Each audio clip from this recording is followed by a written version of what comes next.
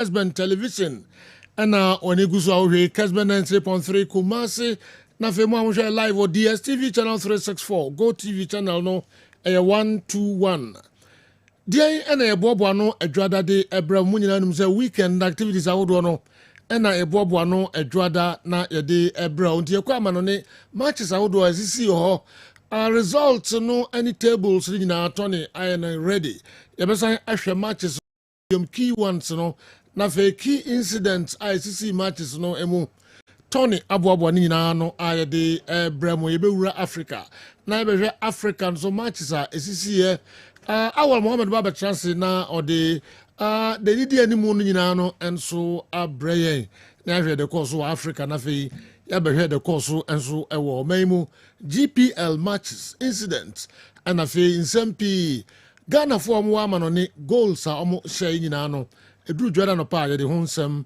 enso ebremo sanso ene cameras no yede kwa bonten na amanfo enso ede omadwenkyere ne ade eba ne kan nyina bom na adwuma no esipi kopim se donko bebo na ebepeja e mu 05515 99933 05515 Mumfa mo messages no emremi 0244 263902 0244 263902 and also a WhatsApp video line obetimi de o messages ahodo afaso nanso ede abrayen kopim se donko ebebo na breaking news baba toaso de amayen moni entra Christian Chuku amafo bekaya afi 1980 Nigeria Super Eagles na enyasem kitu akura no mu gidem osambe ye coach mpamcho yankopon agi papai nikra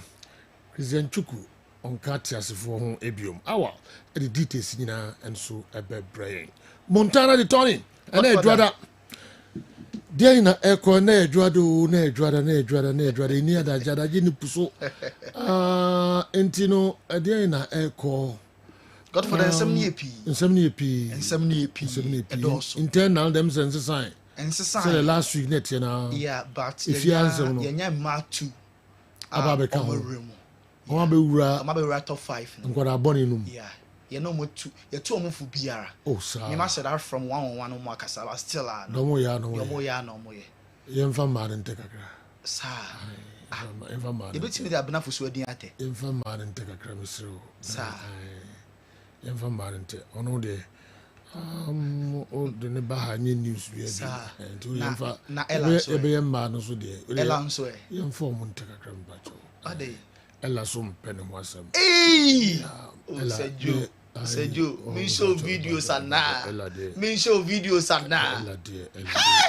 ela o mo ni sa na mse me pede sabi ojo bibi won nsem na obeso ela mama me because ela die dibacho me ha ho na nyame ya wi time course our functions no aware ni bedinto ni me time ko ba ela die ni alo ko je mic won aware ase modi no dance awon ni ku no yes so diagram yes sanso na omo ewa enso meko okay adore ni meko emfa le meto asem mpacho so me fa no nso asem emfa ono na de ne ho tu emfa me ba de meto asem biem mpacho Sejo mpacho we are very fair person yes na minim ela dia so take stance we are very fair me show videos ana ya ye nipa ide Tony ya ye nipa ide ye kebe soko me ela ubu ha obo ni dia obi aka so we dia so no ani I la dem pacho o de yemhwe so my godfather video be ela asembe ya dey this yem crash me makuma cry be ela ne mam no net no o man futu papa Esther ela de misro sa di ni misro mo no ha oba ware fo pacho ko conference ko fa je eni mo beto ama wo no wanga sa yem kra be show ko fo bo ha me accept o mon sem ko fo bo so misro e mo mudi wa misro enti yanko so be da CP ela de me amehwe mansa okay Batu Jimidi. Kamesuni but yonko.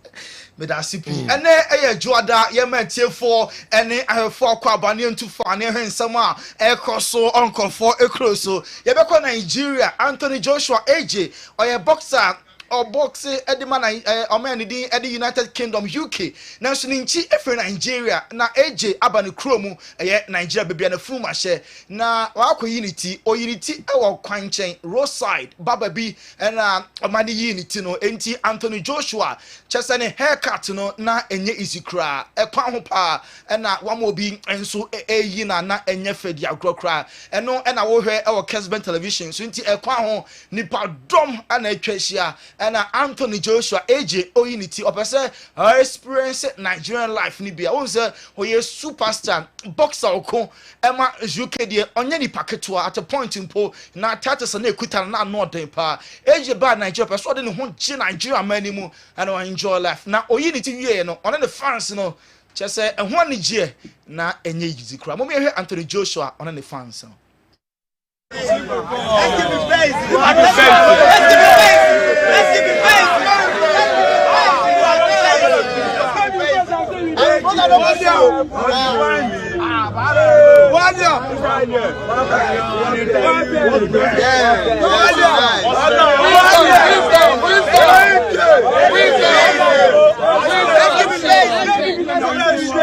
Come get a trim. More energy.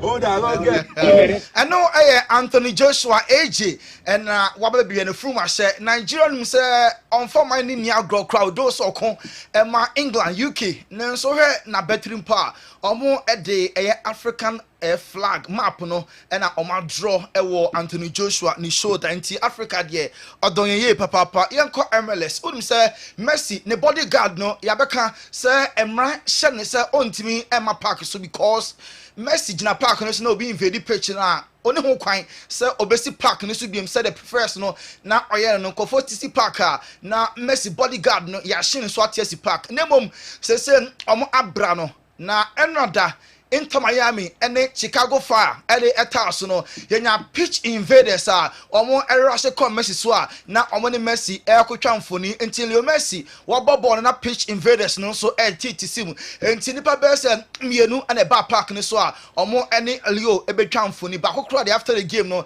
na kwakoye apre kitikiti pa because omo allow no say obetwin aben Leo Messi na attendance Messi nti for the first time Messi na osia kan against Chicago Fire ewa away nipa eba Soldier Field stadium hono na omo 62,858 we air record a free set Chicago Fire omo esia kan ewo league nim no omo attendance and drew sa nipa 62,858 ni nyina no Messi effect Messi eba honti nipa don enso eba stadium ho classical legends no editor so we Barca legends and Real Madrid legends no Echo boy ewo Mexico na nipa koi papa sikomu raising nyina no charity nti ana omoko boss game no nti we Barca and then Madrid legends no game no ekowie etipankon 2-2 Madrid na share first 2 goals of the game Luis Figo and Marcelo and they share 2 goals no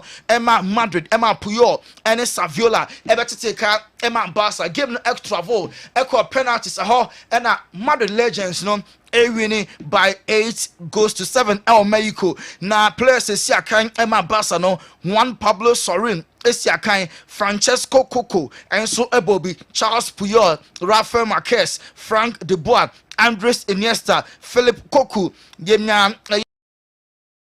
na Ludovic Julie Javier Saviola Rivaldo we mo any players awdo pia esia kan edema Barca legends Madrid enso Iker Casillas Luis Figo Saviola oboye Emma Barca ebe boye Emma Madrid ewo legends omo game e call so good so esia kan ti match no and we enjoy our Kessben television so inti Barca and Madrid omo shia no matter the occasion even legends kra no omo emfa ne falasa o emu ya din ye pa inti match no and we Madrid every year 8-7 on penalties yen call La Liga Madrid game am ko shaka ba ko Alaves Anthony Kylian Mbappe ekonya ne red card na in his career way and the fifth red card at Kylian Mbappe and so at the oba Madrid the way and in predikan ya Mbappe and so at the red na game no as early as 38 minutes no and a Kylian Mbappe ekotia obi a onya red card inti match no first half na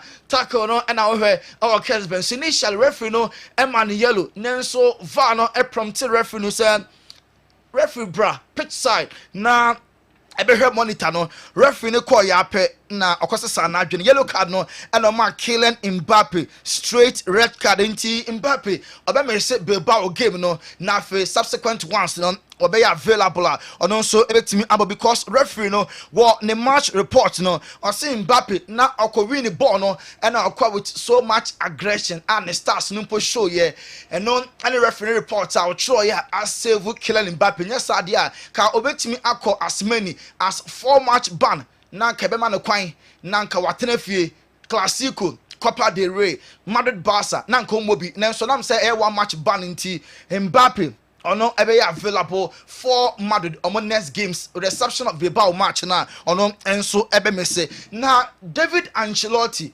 otena bench e manage Madrid game no Carlo Ancelotti bano because ne papa na oye suspended into match no David Ancelotti and a coach after the game was seeing Mbappe on any nkomo na Mbappe upper the entire team apo biacho na on defend Mbappe tackle no a warranted red card na so previous tackles are fouls buga na omo boy Mbappe na ho no ne share na before e maniko tia Antonio mo bi nsem a David Ancelotti edituja.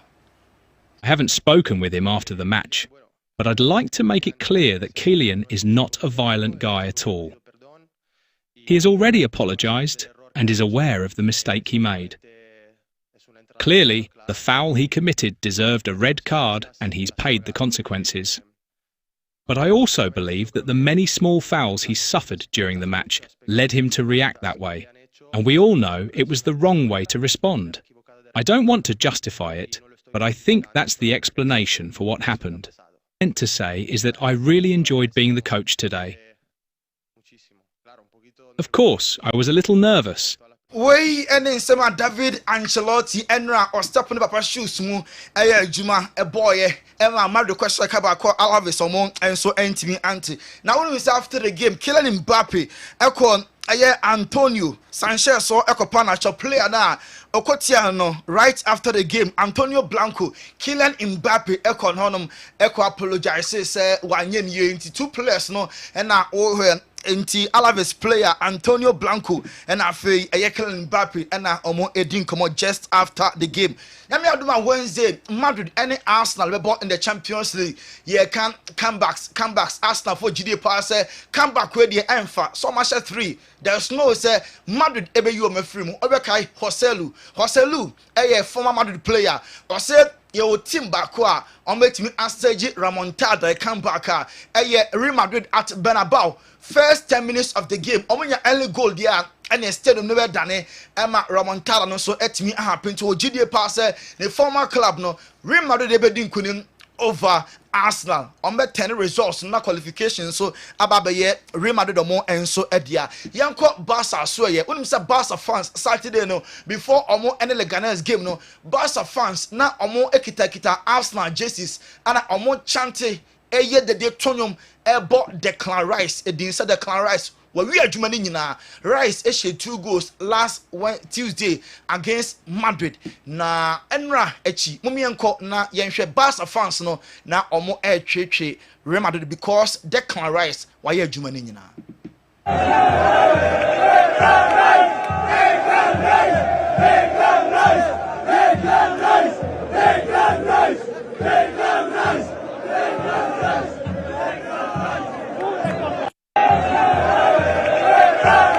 we Barca fans and chante Declan Rice because first leg Champions League no Arsenal for 3 MRS 20 Barca for nyina gidi pass comeback we enfa Arsenal be qualify na omo rivals Madrid so afri mu Dani Omo back o prayer na ne ho atono nyame adoma watching Barca and the Dortmund game omo ball signal doing in the Champions League no Danny Omo are fit and available for sa return leg na no enso ebetimi abaso na yebisa Mark Andre ter Stegen say senka wa be football player wa ma be da goaler enka juma ben nanka obeye osenka obeye physiotherapist we any response Mark Andre ter Stegen at the MIA na yebisa ne say in his career go ben wa consider pa and also omo ehye Liverpool 4-1 e Camp now return leg back so Anfield na Liverpool ehye omo 4-0 no fourth goal now or consider no and no na corner kick taken quickly no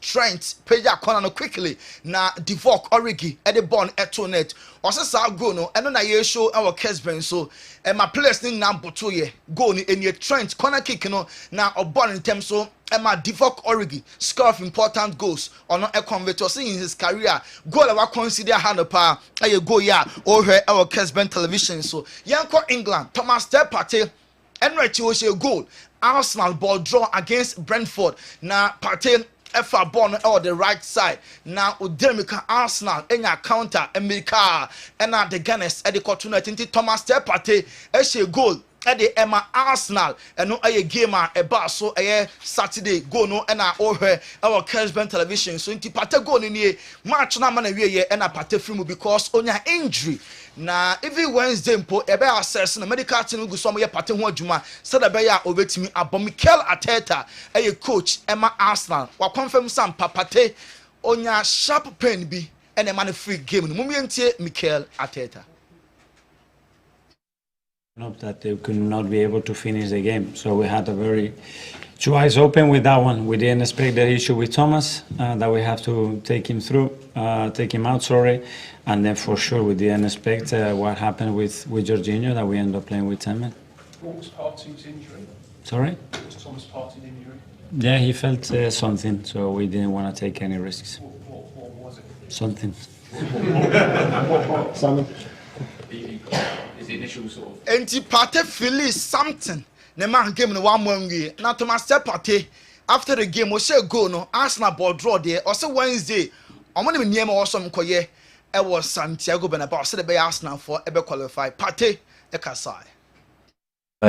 Next week with a 3-0 lead. What's the approach going to be from the team?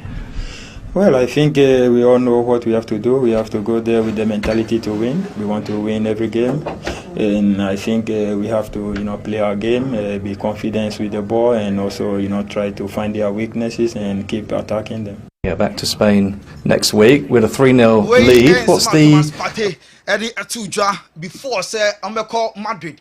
Bernabeu on Wednesday come back ebe Juma and I say intimi enye Juma. And United concede woto. Newcastle show by 4-1. Now right after the game Bruno Fernandes captain Emma United or the apology Emma United fans no also throughout the entire season. The Abamo season enye West and it's Bibian fans no support it almost. Enti I mean I do on Thursday against Lyon. I'm going to try now. I'm going to smiles. I'm a fans no. Bruno Fernandes. Right, and small. They have been very, very big for us this season. They have been one of the main reasons this season hasn't been worse than actually are. They have always been now by our side, and so it's time for us to pay back. And I'm pretty sure this team is aware of that. We are very aware of what the fans been doing for us. Akofa omonkra to simaka krabi ebeba ntimanyi wa freedom famfiri ba so ye ana ye ko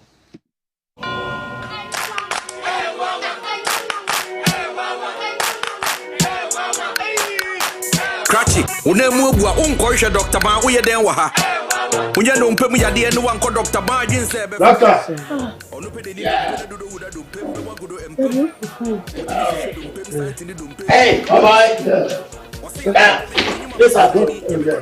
What? So good afternoon, sir. This is my father. We come from Nigeria, and he has issue with the leg. The leg broke? We don't know. No, it broke. Ow! Me, I'm a specialist about bones. I will deliver you now. Then you go to Nigeria back.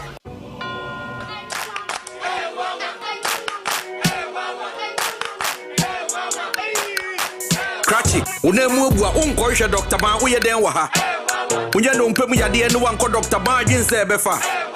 Ono pede ni dompe na dodo wuda dompe mbe wagodo empem. Wotimi hwehwe dompe santi ni dompe wa bebo wunsem. Wose yade e bebe de nyuma paso so ani nyame kwa na meka. O dompe mu nim di ono na ye expect nya zanfo no. O akra any Kumasi dompe mu expect yen kan kireo. Yes, sir. What are you doing? You are specializing when it comes to bone issues. What in Pefe say? You are not specialized in bone healing. Hey, Spino, I didn't man cast someone called Dr. Bango. Then this guy's got one of me. Oh, but you know, look, you know, say Dr. Ban is the best when it comes to bone issues. Well, Doctor, please, you came to look for Dr. Ban, isn't it? This is not the right place. Well, he brought us here. Listen to me. I am taking you to Dr. Ban.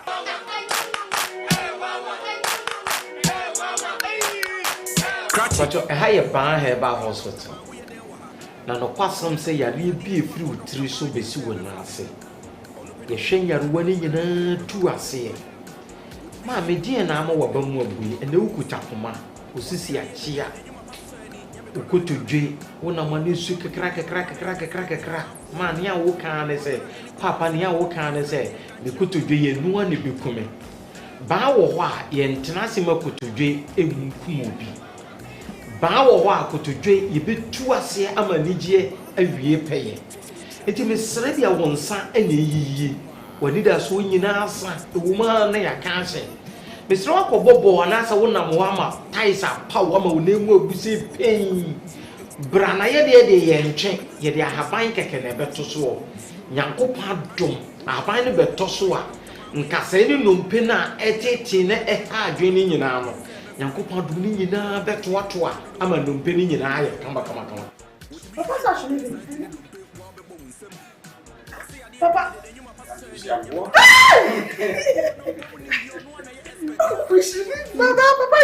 Let me hold you here. No, don't hold me. Papa is working. No. Bar Herbal Hospital. Specialists in every kind of bone disease. Spinal cord, swelling of the arms, arthritis, bone injury, swelling of the leg, with reddish color around it, and so on. A dear native war, a dear Nama war, a dear Nama will need a swassa, bow and the dash war, buy a wakra was Spinters Road 18 Johnson. Kumasi war a tonsua government hospital anymore. Your numbers in a guasi fraye. A dear be a chill one general as a will be a titi ubiano. Yabba woman you're running in a house here too. Among could be dear every pay. Mammy, and found only by beer with free by papa. No quasam say, and we are here for in Nigeria, and Ghana ha. Anybody be a one day before butcher be free, a papa, she and to baby, I will want to penny at the dear quiet one. At the dear quiet one. Baby would be for when each other buy a share. Now, why I share her? Some you, young your quabrani barber chain with 9 10 beer, mammy. Papa, yet they have bank and a young copard, yet the better so. Now, no penny cast anybody a church beer, and I have better in India. Come on.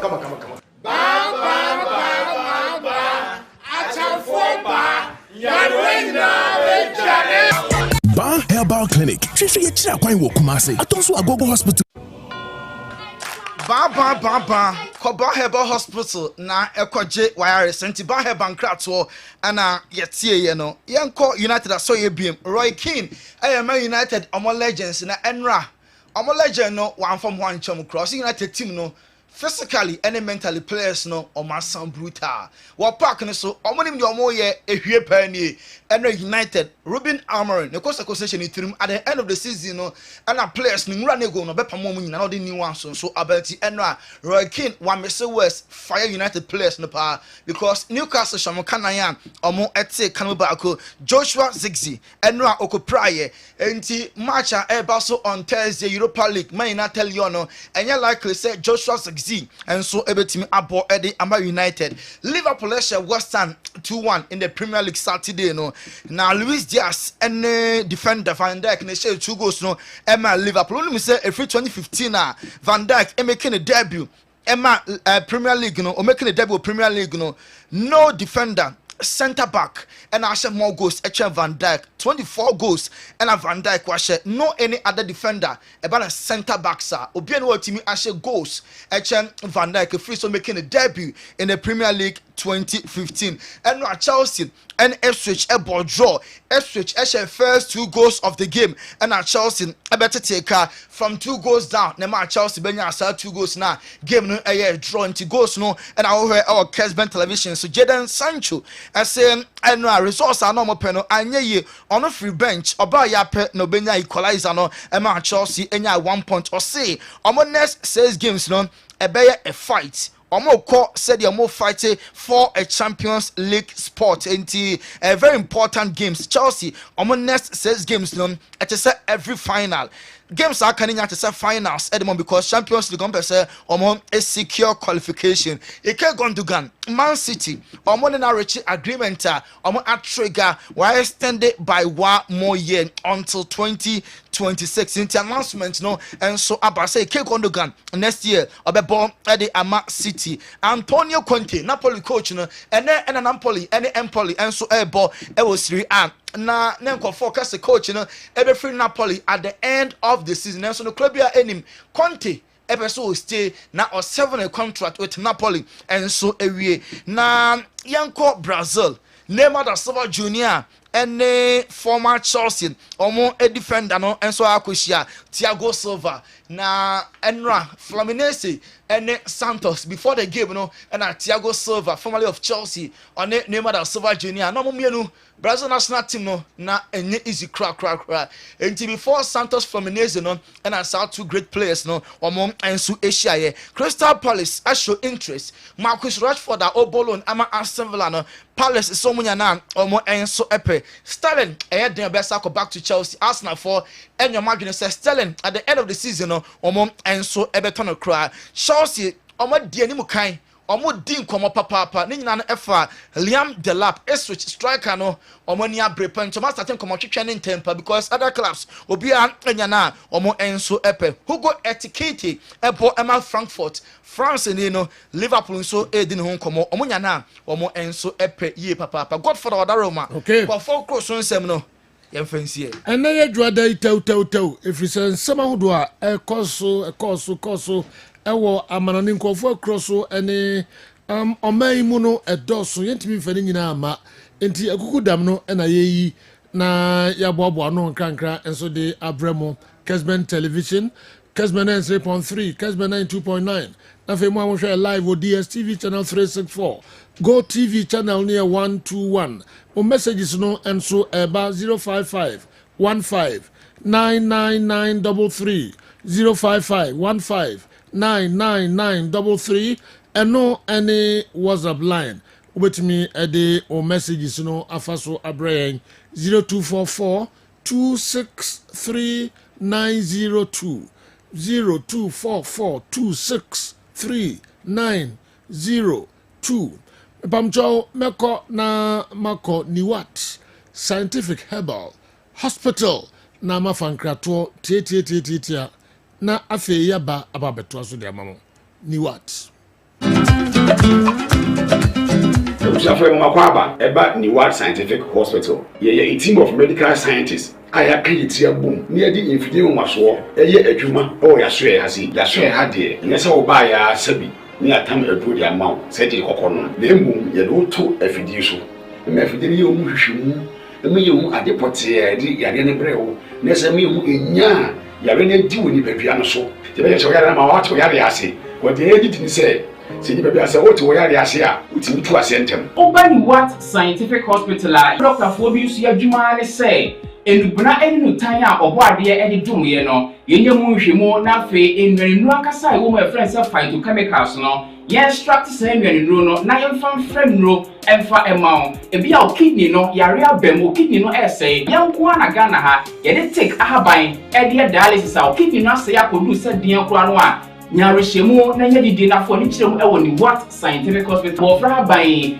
boye ama wo diabetes ye ni bofra ban e ni nyama bi efra e de ma wo a e be bo ma diabetes na o sugar e kosru pii no eno so aboa ama etimi abafum e bia na wo hwe misisi e na o problem pa e yo mema sem be be wo no mu a onya tenkan kwa so mo ba beda obo so otimi nya hode ne pagya no no ba hyiemu a ehyiemu ana adwo e no bo so atese ne be ma no ensore kra e bia na e no bia da so a wo no yo ba na utie me na se e ya wo no problem e bia na e fibro na kosi a wo no kwan ana wa kwa ya sabia doctor si ensu abetata on kosiemu ovarian cyst ana se fallopian tube no e na block ye obebo okura wo sebo ensisi so ni nyina timi sinyi se ho kwan be ma bia na hu so e na wo form nkwabon e wo form low sperm count na wo okura be ba be ni hu so mo no na emo no be friend se spermatozoa no ba kokura we nyina e ha esi awo ho kwan a obeni what scientific hospital a enfidi ade ehwe wo be da di amye wo se problem bi wo ho no mo a ne atimi hu aduro na afi aduane e be kyerɛ ho adi pressure ti amo akoma bo periperi asem kura si ofi ntimi mo amane obi so hwe me na ne bia stroke akawa to mpam ye kwa wo ye ba wo so ntimi o kasa na pampan boni bi akire frɛ no halitosis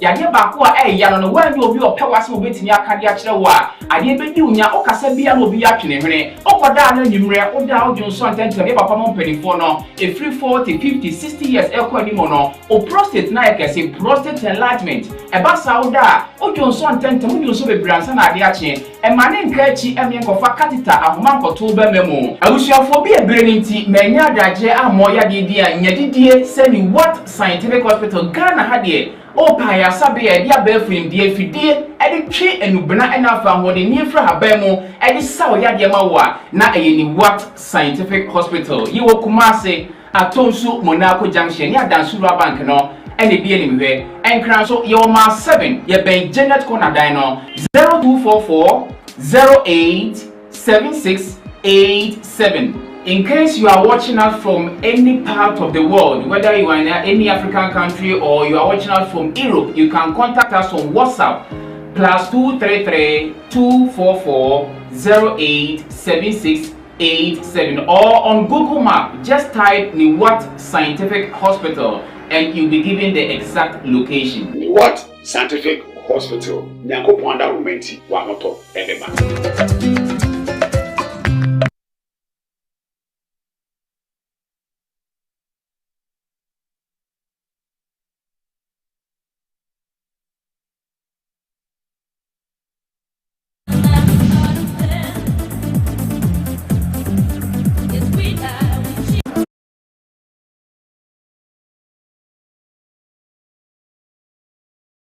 Midfield Action Monday edition.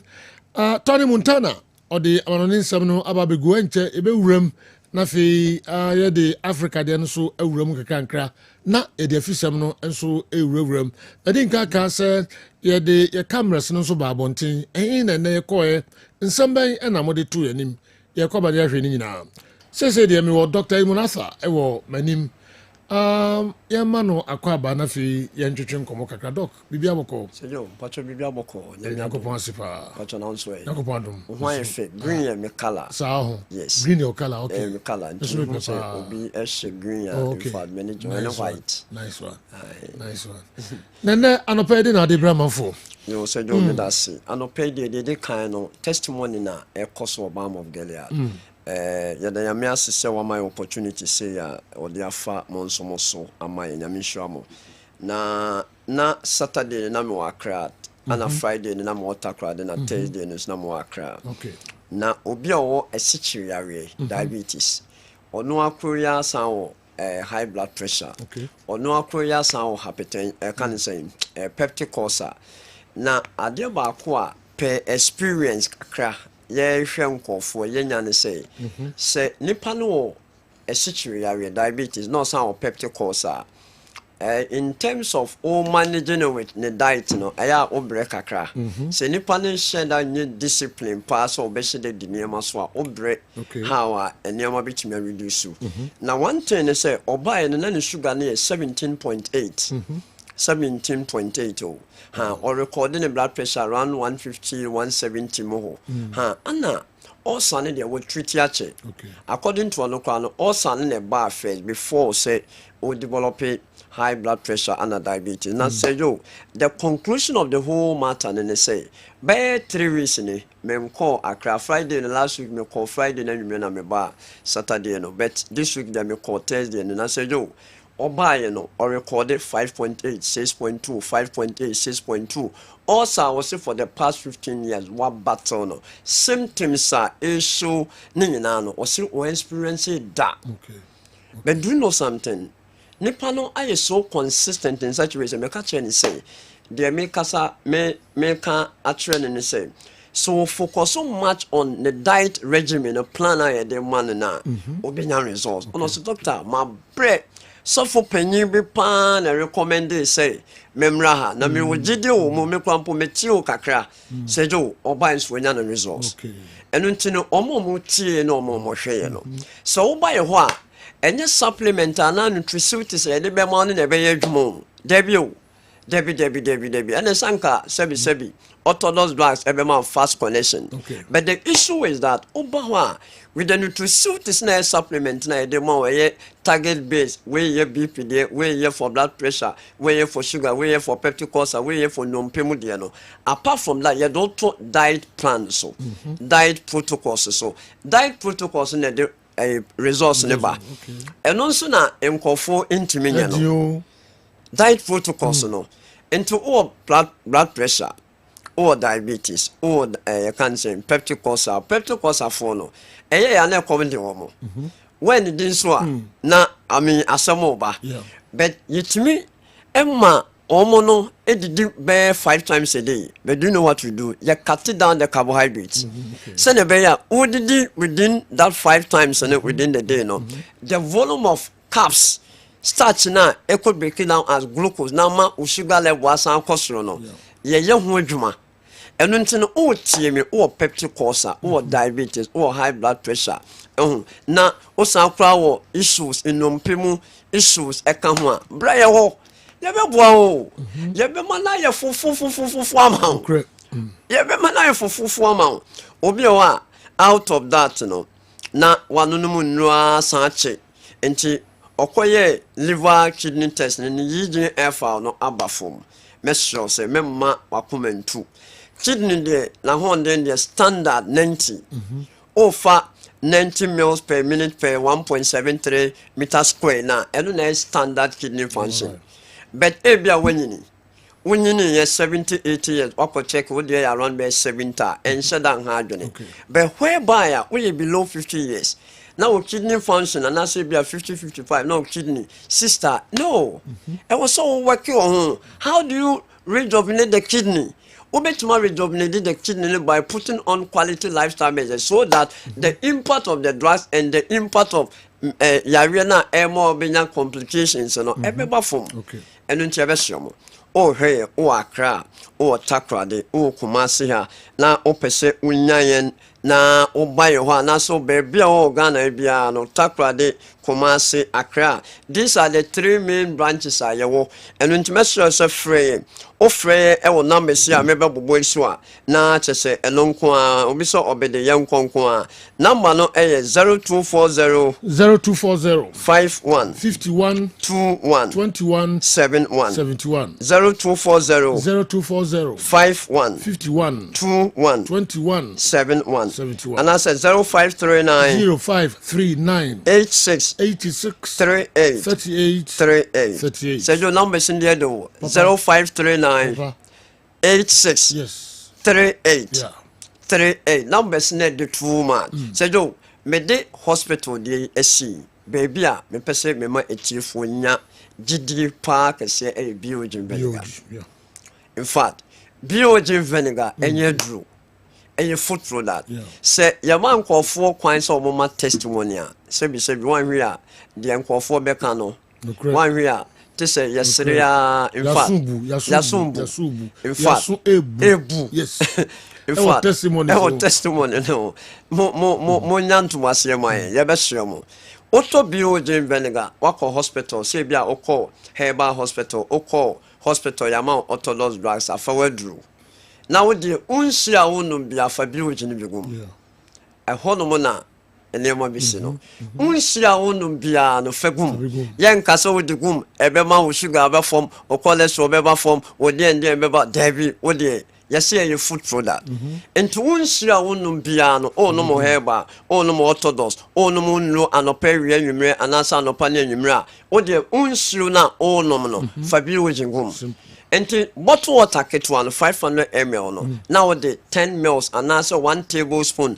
anasa ni tea black ne ba ko de gum okay na sejo yede no nom no to nchen a di hia me pae enema yede hohoro ho sejo once last time na me kase kubi krampo a yehwe no kubi kra yehwe no edu ba bia obi unse ebi de gu hwe barom obi wo ha odi gu trogo so odi gu trogo so na oton sebi egu trogo so no nya boni o be ahonindie nhihye ya etechire no enu ne hia entime show odi ku be gu trogo so na odi sekan so ogba momoden say enwansena and have a contact with kubino ne trogo na I mean there should be a hygienic principles a obe follow and nti ebe stress yene ayekoto kubin so ewie yene ayekoto atosode yene ayekoto enam na ntwenam tiri ho yemade kawuro kotodwe ni ejino monfa bi ojini bi nkunsu na mo horo kawuro sejo eno me pon asori na me do fie na me so me horo me nsa kakra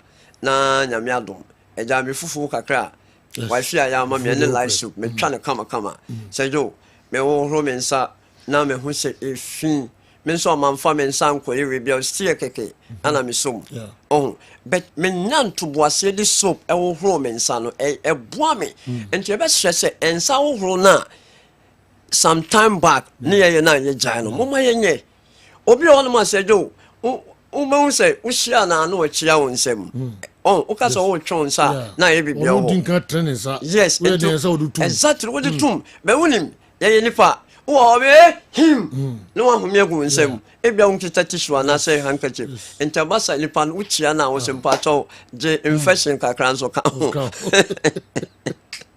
Jim fashion kakran so ka ho be insane be ko wura do de insane be ya so de be chia minimum chese o bon say or abrosan so the office and answer baby or better touch so baby or touching and so nkofo touch ho dada hey message nyame mo ohue mobo yes ohue mobo pa enti ya ohuru ye nsa fra brosa na se o si forma enchena ye somo or the nsa be somo enti ya de niam virus do pathogens enti ya be stress in fact nsa hohoro ne seminar moma yenye ne mom ne yakoto nnuaba atosode enam ne dia membo biogen vinegar ne bi engunso se kube na woton a me se kube na woton na se vegetables na woton fa biogen bi siro na nya tissue to obokube ba kwia na obu biogen bi e de gu sika no so de apepa so kama at least biogen no will be able to help any form of pathogen I mean say bono director be ha adwene no ebe ha ni pedua nti ebe stress moma ye mfa ho ye nema ho na bibia nya fine oba sida house ha in fact ebi wa okwa sida towers akra ebi wa mo frɛ ye numbers ne so a biogen clinic komasi akra ne takrade ye betima direct moma monsa akambi ne mom no okoto na tag eni ho a me patro ye nhyehyɛ nyame adom nyame afam penfo so atre ye de new bottle anyway ebeba nyame adom bibia bi gugu na akwan mu sa woto na bia hu se o tag mo ho bia ni taste no area emukena ana ya she numbers na mo frɛ no 0240 51 21 71 and I said 0539 86 38 38 omo friend numbers ya omo ebenya biogen vinegar ato na wo yare nso a waba biogen clinic na nyame afa ye so etimi aboa pa ye kwedie ma wo fidie no enahya na tie the quality sports in the whole world yeah that's you sejo doctor Empenfo eti de yo me be woni me duru officiating hotel Esanya one. Yeah. City hotel. Lancaster. Lancaster. Yeah. Police phone pay for Yes, yes, My yes. late. We saw double. Kessben tea. Kessben tea. Omuneme. Ya best stress. Mama fi do ni na here. Yeah, that's it. So that to John Kaun na brass that house has security post ho ubenya bam of Magilia tomo vinegar no bi ato penny for home DB ebema Samson Concrete Circle Kessben ya share honum ebe eye Vodafone ho Telecel Bamcho Circle ehonso ubenya bi ato ye papa ye to so de amamo na ya hwe eye mo messages no be mienu ana miensa bi abejafo transit dada na yenhwe stories no emu na edwada stories no edoso Zika Mohammed say good morning boss, my Chelsea has come that low that we even struggle to beat a relegation side like Ipswich Town. Oh my god, Enzo Maresca is our problem. His selection is letting us down big time. I just don't know why he decided to play Chaloba at the right back. Meanwhile, we have 3 good right backs at the bench. We just can't forgive him. If we fail to make it to the Champions League, his senior brother is on the other hand throwing shades just because he picked a point against a small club like Vision FC. Coach Ouattara ni Enzo Maresca there Ajinyame Zeka Mohammed Dawde Abba Ude Abre anyway anopay Adiachevia Nsempi ena yetiti ho I say no comeback for Real Madrid team. Arsenal all the way. My name is Ambitious Apam and all the way Efri Ebre Apam. Greetings to A1 football team. Benefo say obi a hoye. Oh, General, I'm fine. If a transit driver, I wouldn't say matches no and a month for messages. I would buffer. It be out here not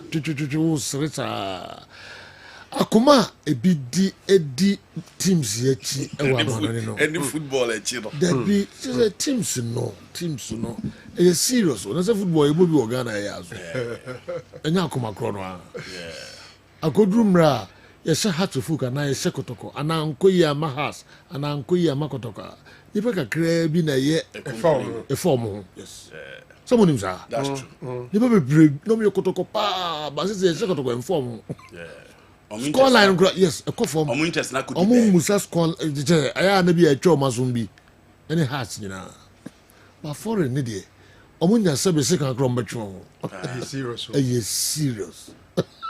I say acquire to say yeah a crum ha mema bia sabi o yere ne natifi but na me yesu banti on shadam fan attention who be the girlfriend here okay me hadwen ana na yere esuni asetra one ne de ti wo fi yes je koso won yere abrabo nkran shade nyina sam kra na de mo nte so obi kra friend e girlfriend keke no bo who say yes say odo say ubeka say we who say odo ye hye ne kotoko na o say ye wo no tum na hye da ha na be but ma Chelsea goalkeeper ni mistake ba ko na po ba ko net and no Chelsea lineup ne ba na mu say Chelsea ni bi akotwere say obi nkanche Maresca man say goes to any James here right backs to no started Trevor Chaluba as right back obi so na say go dey by Jacob the about na me kan say who say wo sere ko na me kan say ndi na wo sere Jacob the odi wie no o say Enzo Maresca de watare o to me say obi betwe say coach no mo kan kire Enzo Maresca say Reece James and they goes to a right back o na de onim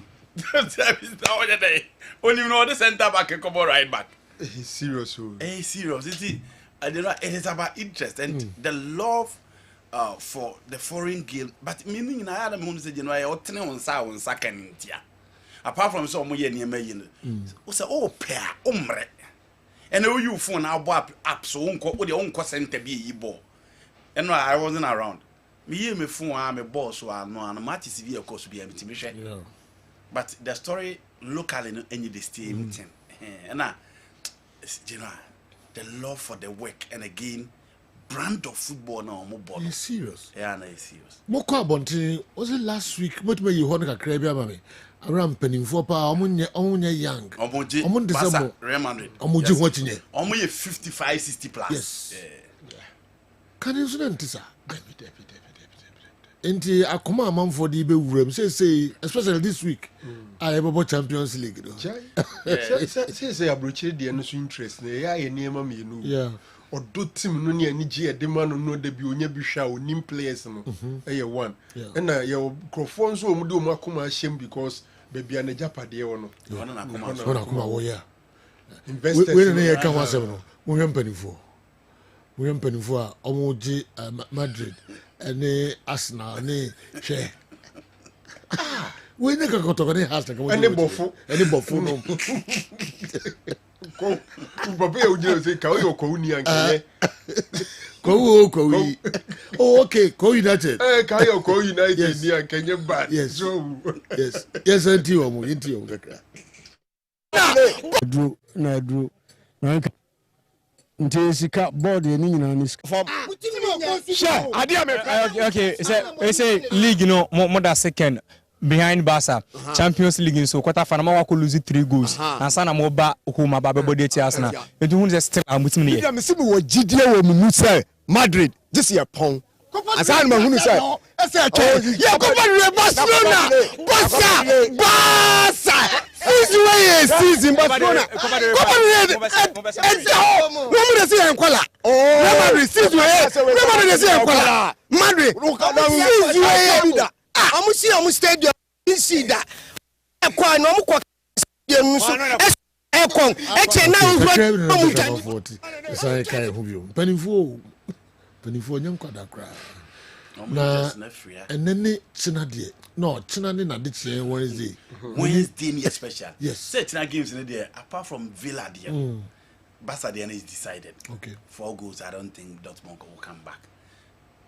Aston Villa 3-1. I'm best care PSG in my opinion, but I still feel PSG with the quality. The PSG I'm supporters in the door.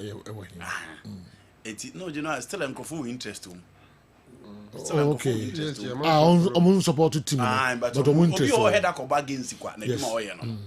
But on Wednesday, the Arsenal Madrid game, interesting, huge.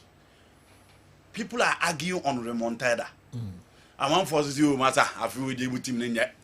Munyin football net the bia na obetimi aye nti eye ubetimi aye ene omuntimi nya ene the people are omu believe with Arsenal there odi omu ye bibie ye me kai Thomas Particle pra na no ho na Arsenal fans ni bisi ya anka coach asase Particle pra there na so wontimi amu match there see ewu nti the Arsenal fans even they believe so omu ji omu team na di so omu bekwa ko win or to qualify at the Bernabeu no. It's a different story altogether. And you know, interest is huge.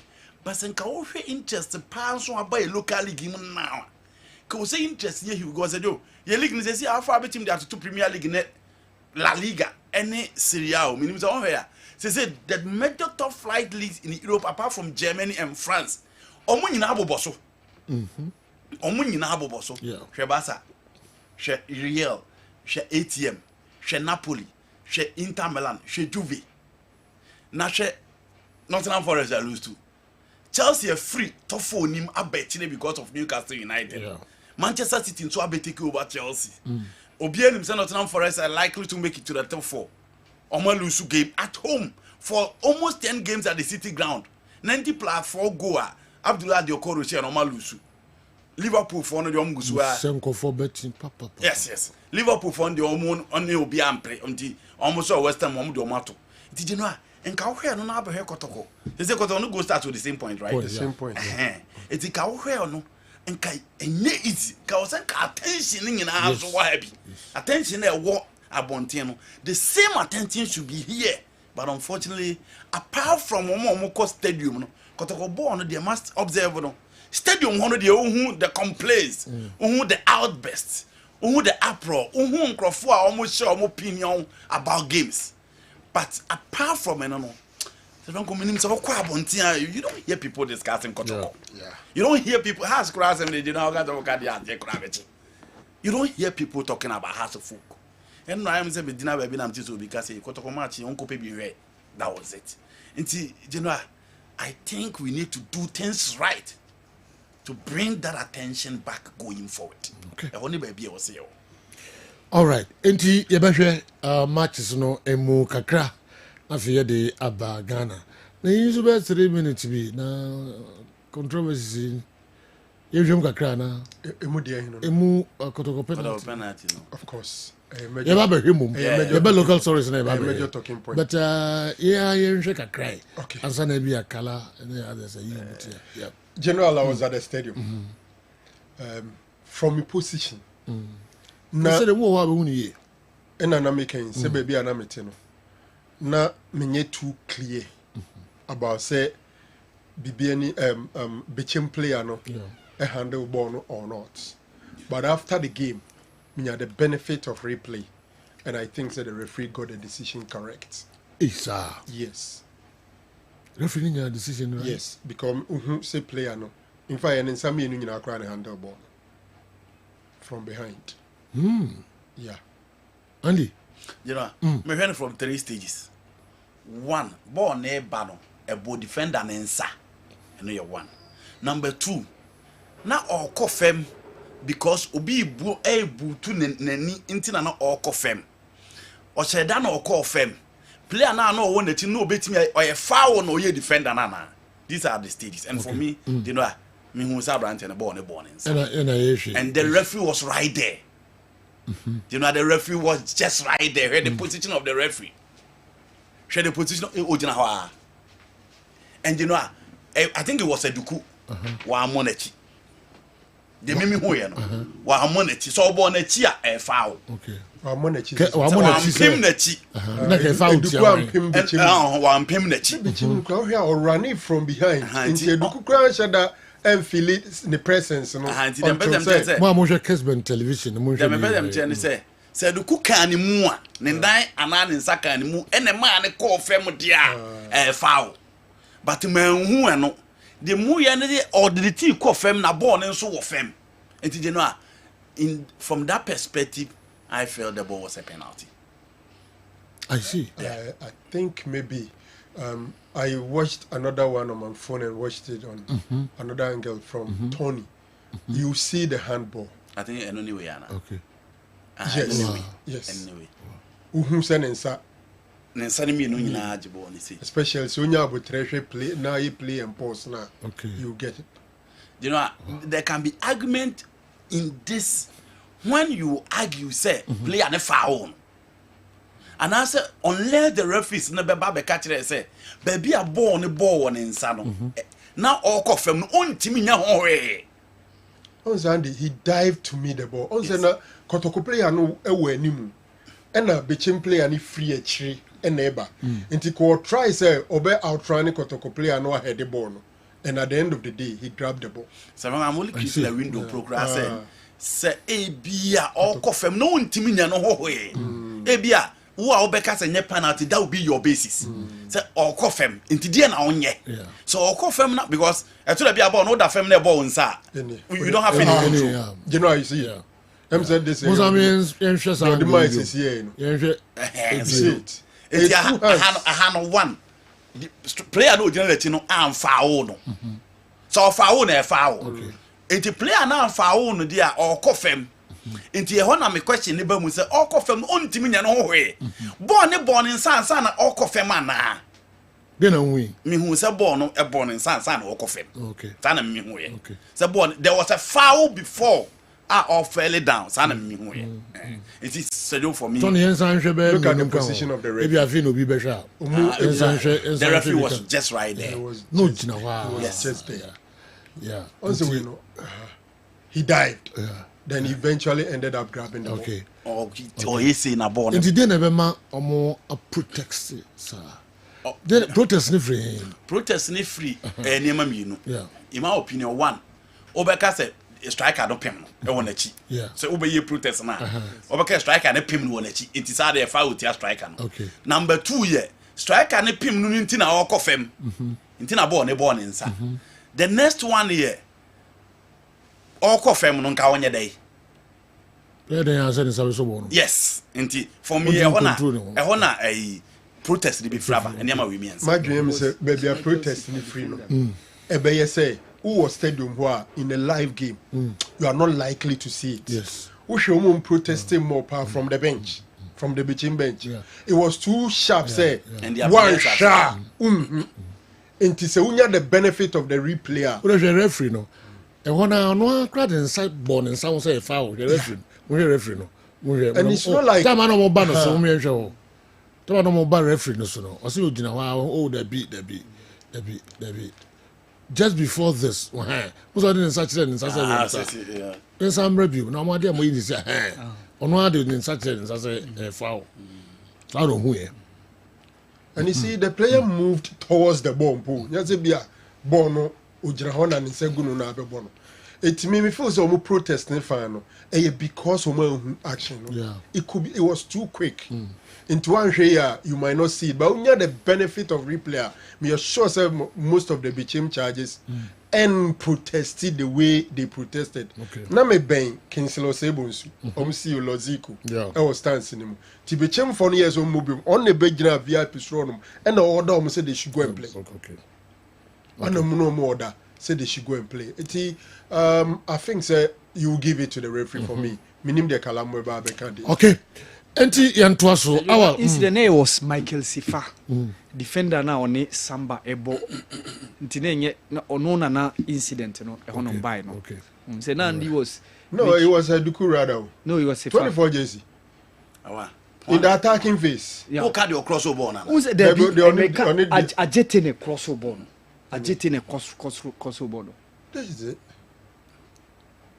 number 24 and it's 14. All right, let us 10:47. Yanko na nika kra Andy na yabasa basubium na fi yatuebo ahwemi ye. Andy and Dr. Naro omu initial observation omu ye and minim so message sanade a no, we are only waiting for the expert. Yes, yeah, say bia nsisan be bema but say the omu eka no a clear hand ball. In the referee no, and so the such thing is say handball. Into all this are penalty no against Bechem United. Young come on Nikaka. Young score lines a PP free mo by Chelsea ni Man U again. No, Chelsea ni Man U. Because why you say it's a couple season in the relegation threatening because team. You know, two coaches from coach team no pressure be any almost. Time omo pam ten hag na Man U the 14th. Oh, October. January, October, November, December, January, February, March, April, 6 months. Man United are so the 14th. And we do a damn Vicky Tobio, our the Moza. Wow, so shown. Now he's bringing another dimension. Okay. Is it possible? Is a born, a body, no, and sana, born and sana. It's something to be a baba. The body is a referees in the casse. Says I don't know, Silla, and the year you must say, could say. Say no more cano. Say at the home and I disabuse. And you know, you're trained. But he's bringing another dimension. I think we need to have a look at that one too. Okay. It's general 6 months. Man United does not do a big team like United. 6 months or more. General, where theory also is one university. Say a pam coach 6 months, the team is still at 14th position. And born no more bar. You know, coach, say man you lose too much. I'm find a certain hag and to players, papa. Into a mulu one yahweh. That is the position of the team now. Into Obia who is a coach and the pressure be any so players on mobile be on Bebobia, so man yahweh. For Newcastle beating them is no news because Newcastle go traffic for 2-0. Newcastle for the past 3 seasons, apart from United beating them to win that cup, they've been far better than Man United in terms of quality, in terms of play. And Makase said, when you have these 3 midfielders in your midfield, as against the United midfield, with Alexander Isak leading line there, there's no way Ebeko ye the amount. And proud to this particular game, BBA Chelsea United for now happy with Onana, a performance in France against Lyon. Share issues are on it, Matitin before this particular game. Now, Matitin Samuel say Onana is one of the worst goalkeepers our mother Man United. na ono nso ka kire Matiti say ono nso be born Man U no e die na ono nso ye na general okohe 2 goals o consider nyina o de che Leon na it was so clear say we coach our best kakra e the Turkish youngster atimi abam general and the performance team your friend Newcastle down at United for team in away after Ghana to etika no general look at the second goal from Harvey Barnes she baby o pick a ball in free na she baby o the ball ni beto ye a young goalkeeper no koye mistake ko pass a ball no e ma Jolete no pin ball no de ma Bruno G and she baby o place ball no de to ye and a Harvey Barnes say ba po say ba be piece it is said yo Newcastle United so wo show omo a e wo the Premier League go this they score 6 against Man United and United let me should go back pen man nyon Ghana this season na afraid won see the 5th goal Abranti friend Rasmus Hojlund in 24 games in the Premier League one goal per into how weak and how impotent Manchester United attack no it is said yo Ruben Amorim also here no he's doing well in the Europa Man United beat me at Europa no but said yo in the Premier League it has ended in embarrassment for United the level sika omutua de ma players you know na performance you know omu done you know and how omu still revere that young coach you know they expect something better from him Chelsea to coach then na no ka say omo 2 years on motor for into pressure be any so and I know match na me said the okay na no correct hwe mfa ne ho but say you said there be ya na Chelsea discussion na as a Franco the other side of the discussion but say ya pam players ni na and omo de fufura banti coach in your time but Franco when you intentionally decided to draw I didn't know see a call discuss Kovacic can't take up wake up ball against Brentford oko benchi ko pa Manny Jackson game no end in a draw you are playing against a lower table team ball no Musani Chelsea boy no Leon Delap started from the bench Hutchinson anyhow into he left with Julio Elciso and Ben Johnson kwa when only 2 players are no who are matching him their main man Leon Delap game will not started from bench na say Joe what could the treble Chaluba kwa to right back meanwhile some here Chelsea team na also oko anima mo channel of supply a suspect no di madu e ka otwe ono e bache Pedro no to otwe ono e bache Jadon Sancho nso ejina park so akob na okom nti at least your fullbacks offers you more and this is Obi Owashe Kokoyera goes no Sunday ba James Omalo goes to at least will provide that weight than those wingers now decided so on east wing and I will be stay so close to the 18 boss no and I didn't know still carry a coach in and I said you okay that lineup but the good thing is that Jadon Sancho scored a screamer baby a Sancho J ball no na you know technique now the ball no chain you give it to Jadon Sancho or ya there she baby or the ball no to you one time who say be from him this is a typical Marcus Rashford type of goal or ya there and he said yo that is Enzo Maresca inti se Chelsea are not far it is not because omo players ni new it is not because the coach neta it is because the coach is playing without any pressure inti no baby up team ni bedi bia and he's okay and there's nothing to worry about now we are no free wa Arsenal boy and said yo Arsenal ne one team for the past week say obi a help obi a show omo say omo betimi akoye di nipa bebree ni beje at Madrid so omo be free Champions League because Champions League omo je omo mpese obi abeje bi enti omo bought this particular game against Brentford no obi a share how omo be siabo the good thing is that Thomas Partey to also with that form our dear Maya in last week never be do here now share that goal no edema omo but unfortunately onya injury at the free mua omo busa Mikel Arteta say or you fit to play the Madrid game or say or feel discomfort one no omo ntimi risk no omo yin we are only hoping that Partey will be fit because or bench the likes of Odegaard mono Partey was one player so no bench and also bench no because Odegaard good player one of my favorite but so opo bi obekọ akoye adwuma wo Santiago Bernabeu e ho de enkoye Odegaard e ho bekọ akoye Partey that game ebe David Raya Partey and Declan Rice omienu na wadwuma ye nti na me expect say go be rest obi a obe rest Thomas Partey. Let's hope so betting about back for the Wednesday game. Arsenal in the Premier League omo your money because Liverpool are runaway leaders. It's now the focus will be on the Champions League to eliminate Madrid. No more team Manchester City. You higher points on Manchester City that fame too. Abrante fan Chris Richards and then a Beriche Eze. Into no be as early kick off ni bio. But you know Manchester City came back. Yes. And now mama back back at the chair say they want to be in the top 4. So Chelsea area Nottingham Forest City fear Lusudia. Then they are knocking at the doors of the top 4 and they want to be part of the top 4. Sure. Because next season omu top players say pa. Say KDB a lot of players will move. And so omo move kra. People bring in other additions, omo be bench old players in BBB. Until they bet me aboa Manchester City apart from Sikane say omo bet me qualify for the Champions League.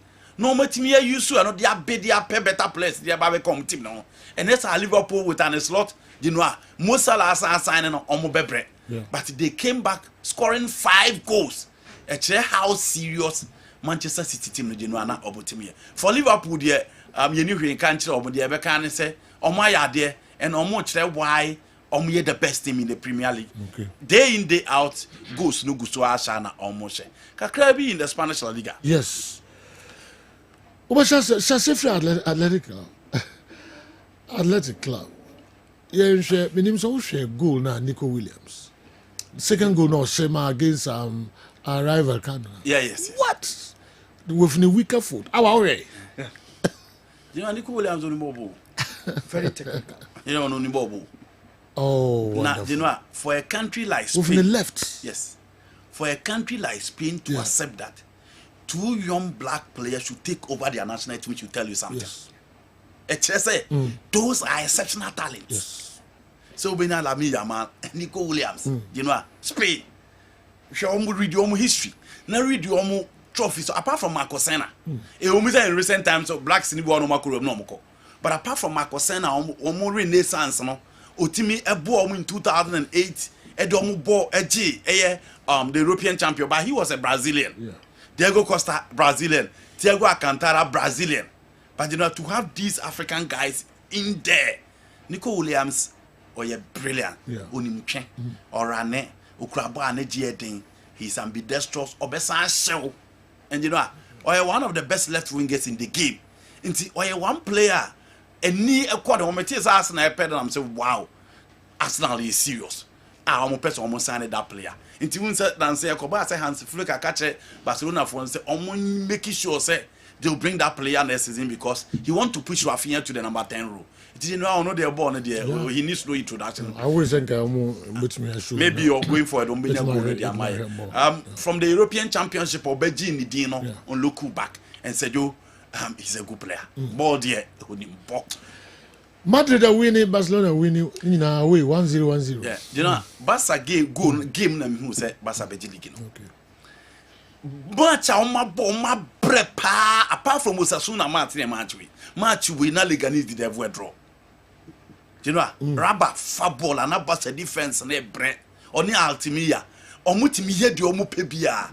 But the good thing team a person trophy when they say no matter the bad deal but you know there were controversial incidents game win bomb you know which I felt one of them they are listening because the referee but I can say a penalty and he said you pressure Leganese at a point on goal from Rafinha and almost on goal but from that time the way almost running around the Barcelona midfield, the pressure no more demand Barcelona defense no, and almost the confident to hold the ball and attack Barcelona no.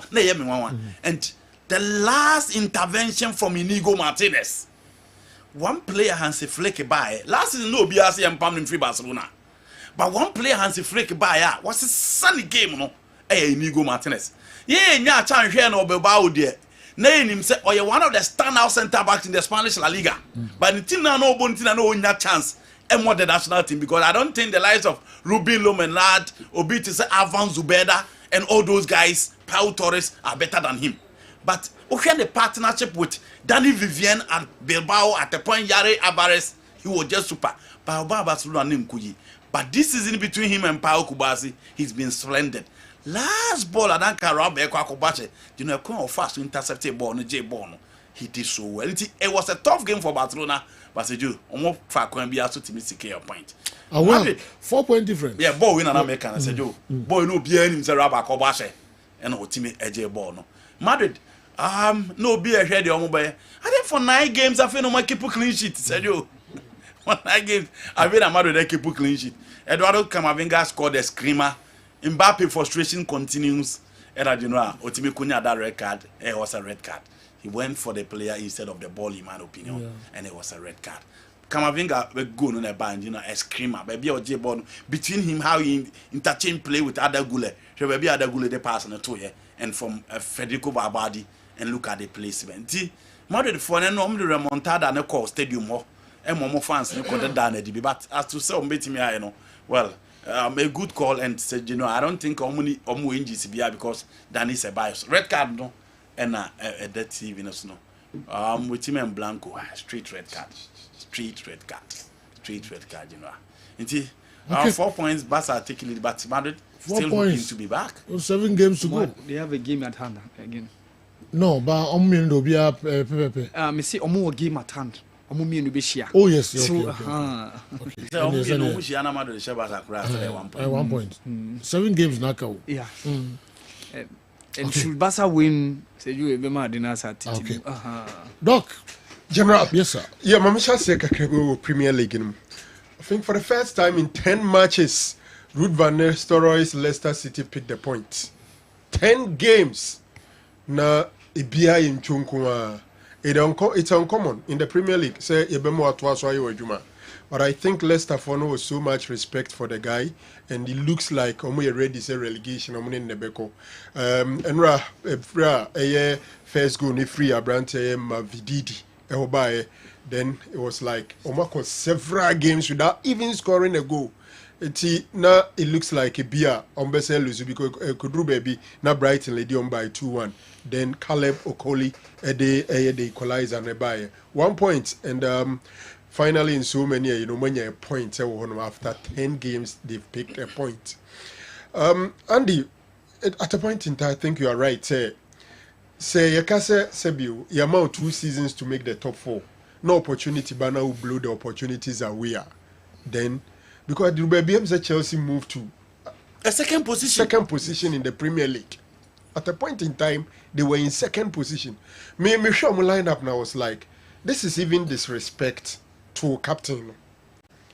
Say, Obama Rhys James at the bench. Now we decided to Chaloba and Kobo 2. Now Torsen, any Levi Cowell, MO4 and 5. Clearly, you could just send Torsen back, let Levi Cowell and Chaloba, MO4 and 5. You have Rhys James. It do be sometimes coaches and so much Bruce say a deal and I think say against his switch one game and any can say Chelsea lose. You see the Premier League so one make it top 4 now. It's a crazy top 5 right because Omubenya 5 slots. It looks like top 5 and they say will be a new home. But what should the table now a bad thing at the Chelsea.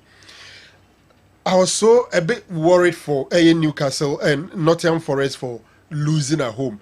Season now when you're general so when Champions League I want to see them in the Champions League, but points are so close. Yes, they are in 3rd position. At a point in time, some of us felt say they've already picked their Champions League slot. But this loss, it's something a bit more handy very well. But when you have to faces in fact, among teams now or more money there.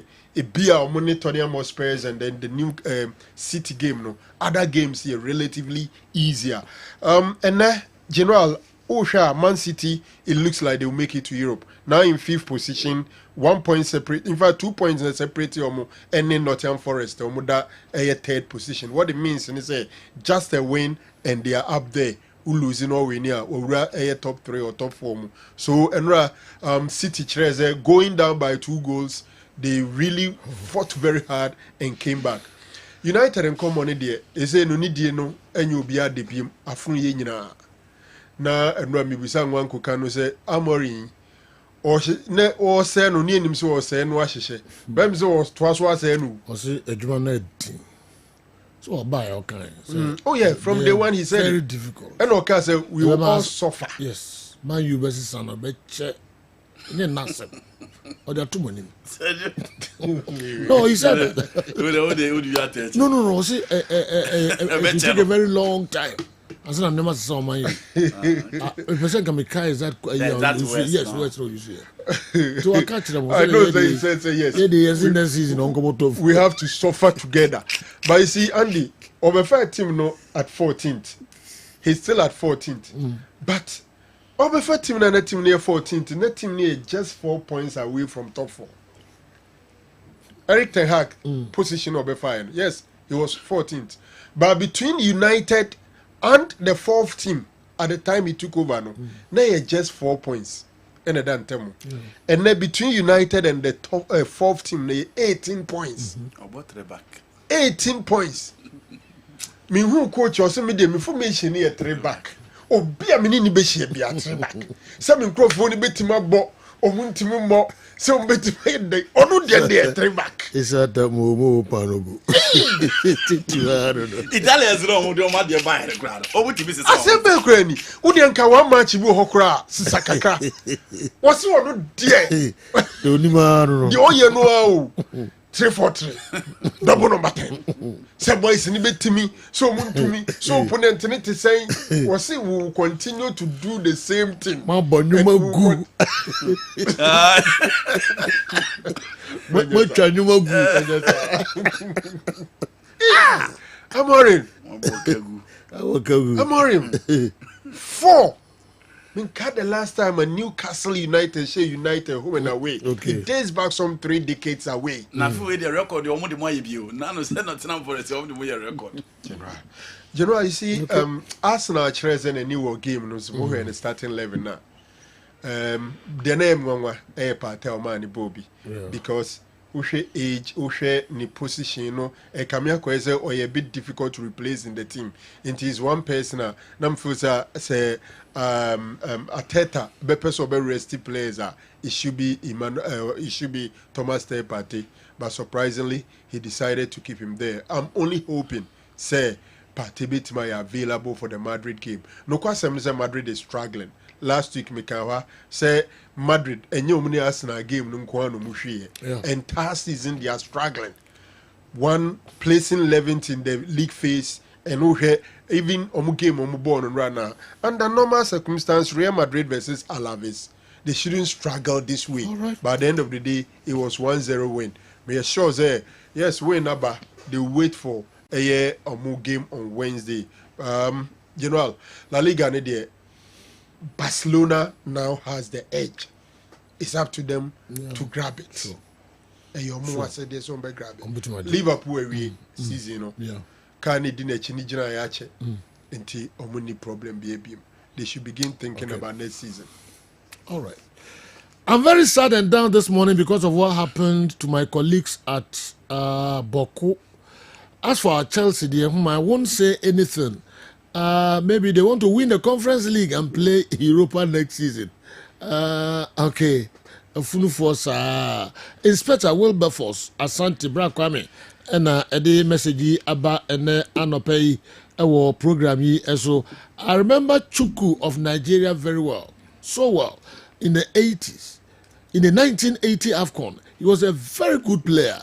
It was a tournament which didn't go well with the Black Stars in our attempt to defend it after winning it in 1978. Some Black Stars players I remember who went to that tournament were starting from the goalkeeper Joka, Mohamed Ayoma, Sam Supe. Defenders were Kuku Dazi, Hesse Odampton, Haruna Yusuf, Justice Moore, Isaac Akwe, Charles Opon, and Joe Jeche. The midfielders were Adolf Hammer, Papako, Dan Kayede, Emmanuel Kwashi, Anna Seidu, and the attackers were Nketia Yosin, Francis Kumiopoko Afriye, Willie Kluche, Kuntu Blankson, and Kessben Asabre. Who else? Kwabena Black, and anyway, a free tema. And so, Abre, Awal Mohammed, Christian Chuku, gone. Yeah. Saturday na. Yes. Mema Bako. Christian Chuku, Mudashiru Lawal, Shigu Mathematical Odagbabi. So these were those three guys. 1980 Nigeria hosted the AFCON. And said Omoye the key man for the Super Eagles of Nigeria. And that was the first time no more winning the trophy. So Seju at 74, he said goodbye to the world. So you pet some 1980 final videos bikakra. So going forward, be yes. Christian Chuku, one of the greats. Aobe Kuchi at a point, more friend chairman. Ewo honum. So Seju Koba, one of greater. And of course, Seju, this week some couple of goals from Ghanaian players abroad. This weekend, Clinton Diodu was on target for the club. The Cyprus League. Emmanuel Toku, Emmanuel Boateng, Thomas Taypati, Seju, of course, Caleb, and Yebehe, all those games now, of course, Seju Koba, 12 game. It was South Africa, Netbank semi-final. Chiefs in the Sandals over the weekend. Chiefs go show 2-1. Yeah. Emma Chiefs are almost Chiefs Ebeko final of the Netbank. Okay. So that will give them an opportunity of Confederations Cup going forward next season. So and of course, top of the table clash Egypt. Yeah. Pyramids Ali. Hey, Ali Safayo. Yeah, 90 minutes plus 6. Before says you. Hey, Omotiawoka. Yeah. Against Pyramids. Kenya Sadia Komutiati.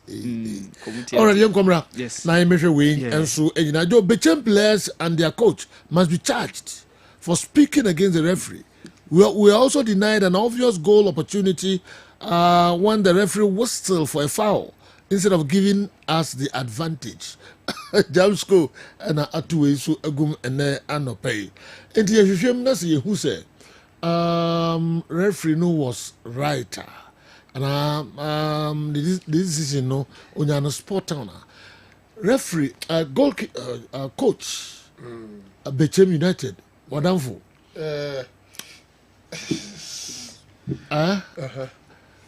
Sebase o kasa saa. Na wakasa against referee na. Itimi gina so e de charge o. Anasa o kasa saa.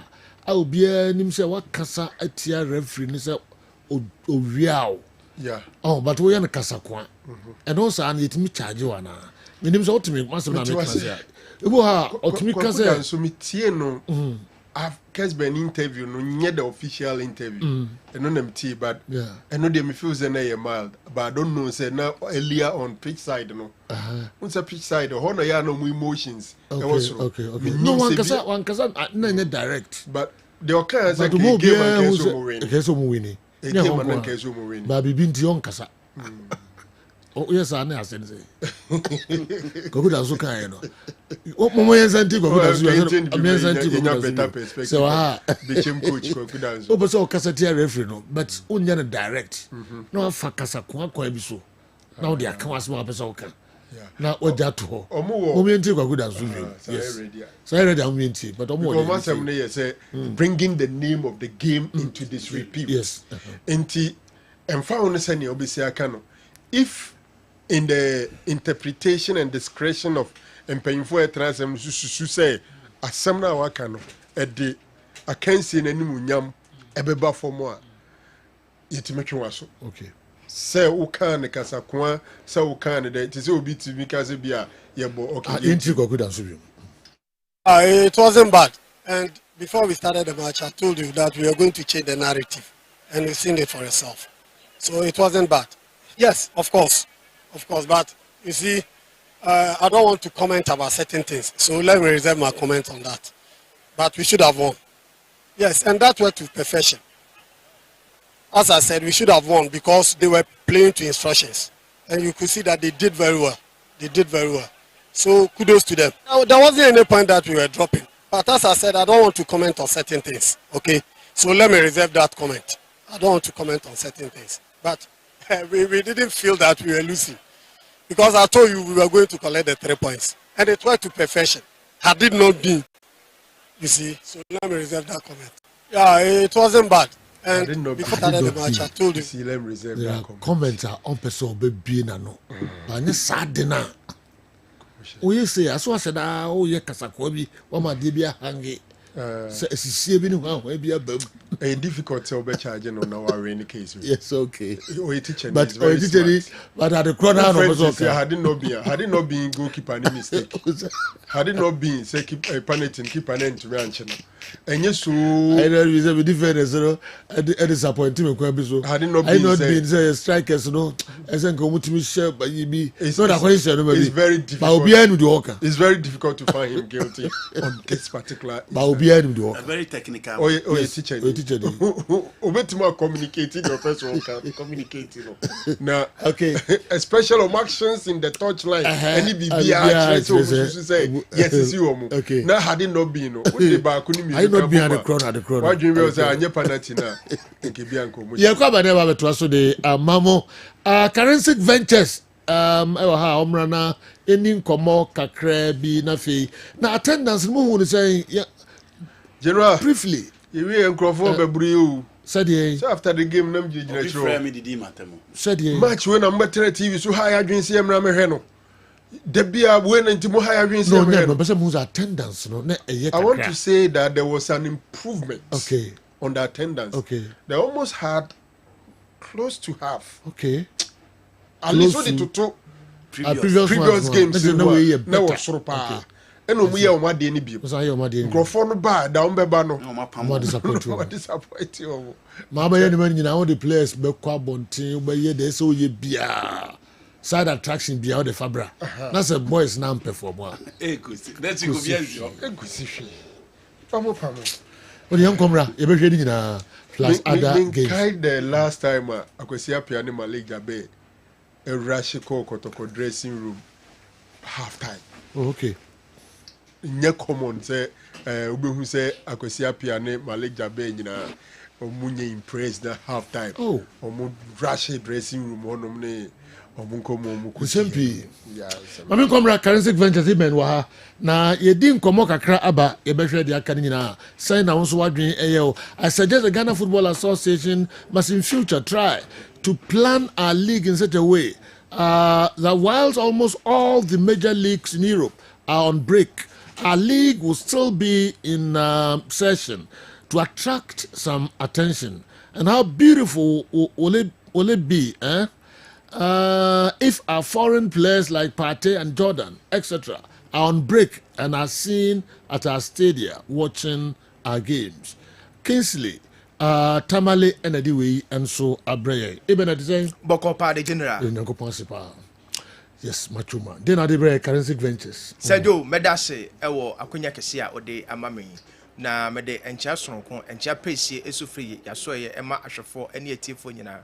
Said ye da ebe metenase ye nupa ewodwa so a ye fe no Zahara Mixture, Zahara G capsules, Zahara Man capsules, ene hindi heba mixture. Eno ano pay ye nnom nkomo ene ho adanse ne de besom. Todofo nkomo ye de ye dru a ye fe no Zahara Mixture. Ene Zahara G capsules ene edi kan won komo twetwem sa dro we eye dra oba ene bema ana enom sa oye bema na wo ho na infections ha wadwen bema bi wo ho a infections adokoro no wa numadura ohun sisan ye bia wom bema bi wo ho a infection bi ti se gonorrhea syphilis ene na betena ama ne bema no esote ya na ete ne bema no fon na efon ensansan so agye ne bema no ho aboso bema bi wo ho a eba ne sa impempi no odunso na obre na ochim ansa na Johnson no etimaba owa abons ensufita na efiri ne bema eba uye bema na infection bi ti se gonorrhea syphilis ene wa betena bema wa duro eye ba ko pe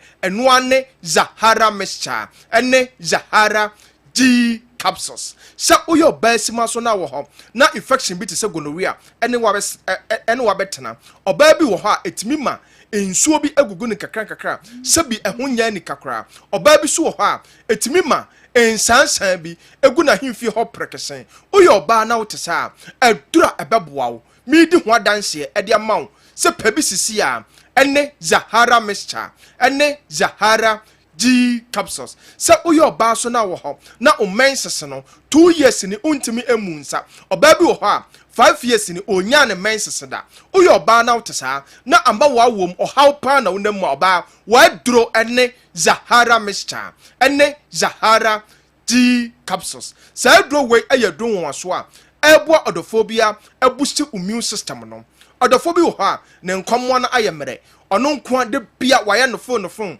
yare nkete ana anadwen walking distance kakra bia obi ante brententam no ubonsa ono nko na oteso na onhuna mane amanu hunu pa no namu odofo utisa mesrew pe Zahara mixture and Zahara G capsules and no near dura abeboa ebe boost immune system no ama wonkwa ubonsa unya infections a dura obia no ma ne de na kwa emabiem no ubonsa onkwa infections no ekọ odofo bi wo ha enam se owo weak immune system no nti no de bia obowa wabowa 5 years ni oda ho bowa 10 years ni oda ho bowa odofo utisa dura abeboa ene Zahara mixture ene Zahara G capsules odofo bi so ho all pa ene na betena amane hunu pa no ohun odofo utisa mesrew kodra store pharmacy shop ba bi eton aduro Ghana ha wo se wo pe Zahara mixture ene Zahara G capsules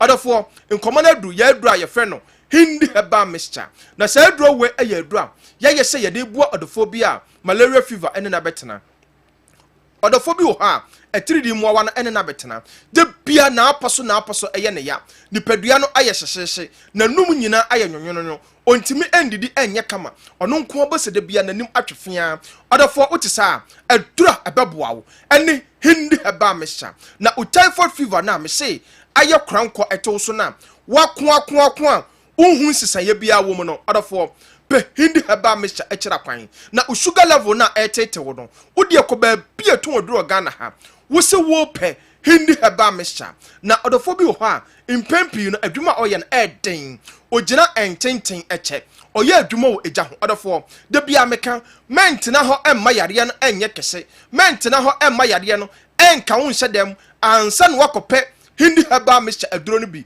kodra store pharmacy shop ba bia to oduro Ghana ha wo se wo pe hindi heba mesha na yebeko ye aduro ye frɛ no Zahara man capsules sa aduro we ye aduro ye se ye de bua ba ma bia sa uye ba ma na utie mi ba ma tie mi ye sa uye ba ma na nne ukofie na oda ho ma excuses a o se etwa wachi ma because Zahara man capsules no aduro no abase ebeboa sa uye ba ma na wo ho na uwo weak erection ba ma bi wo ho a me se esem na adwo uye bema na otisa adura ebeboa ene Zahara man capsules sa uye bema so na wo ho na sisi yale ene wo betena bema pe Zahara man capsules sa uye bema so na onkamwa no ayemre bema adura me kanfo edi ho adanse edi ama se beboa ene Zahara man capsules odofo je na mbesi ebia na unti bibia se anase bibi kire wadwene so 0246 34 83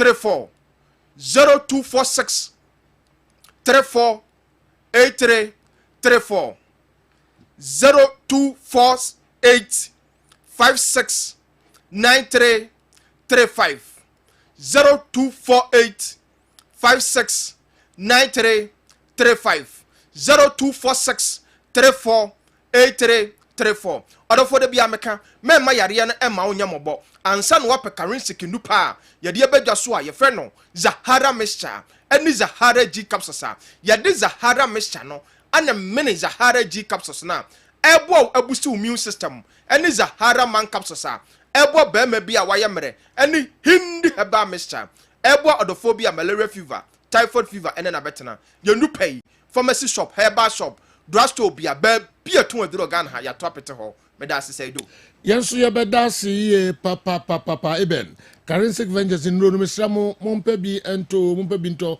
na numbers na ode atudwa no enso momfrɛ na mone no eni enkomo Kessben television Kessben 3.3 Kessben 2.9 DSTV channel 364 na fe Go TV channel 121. General, good morning.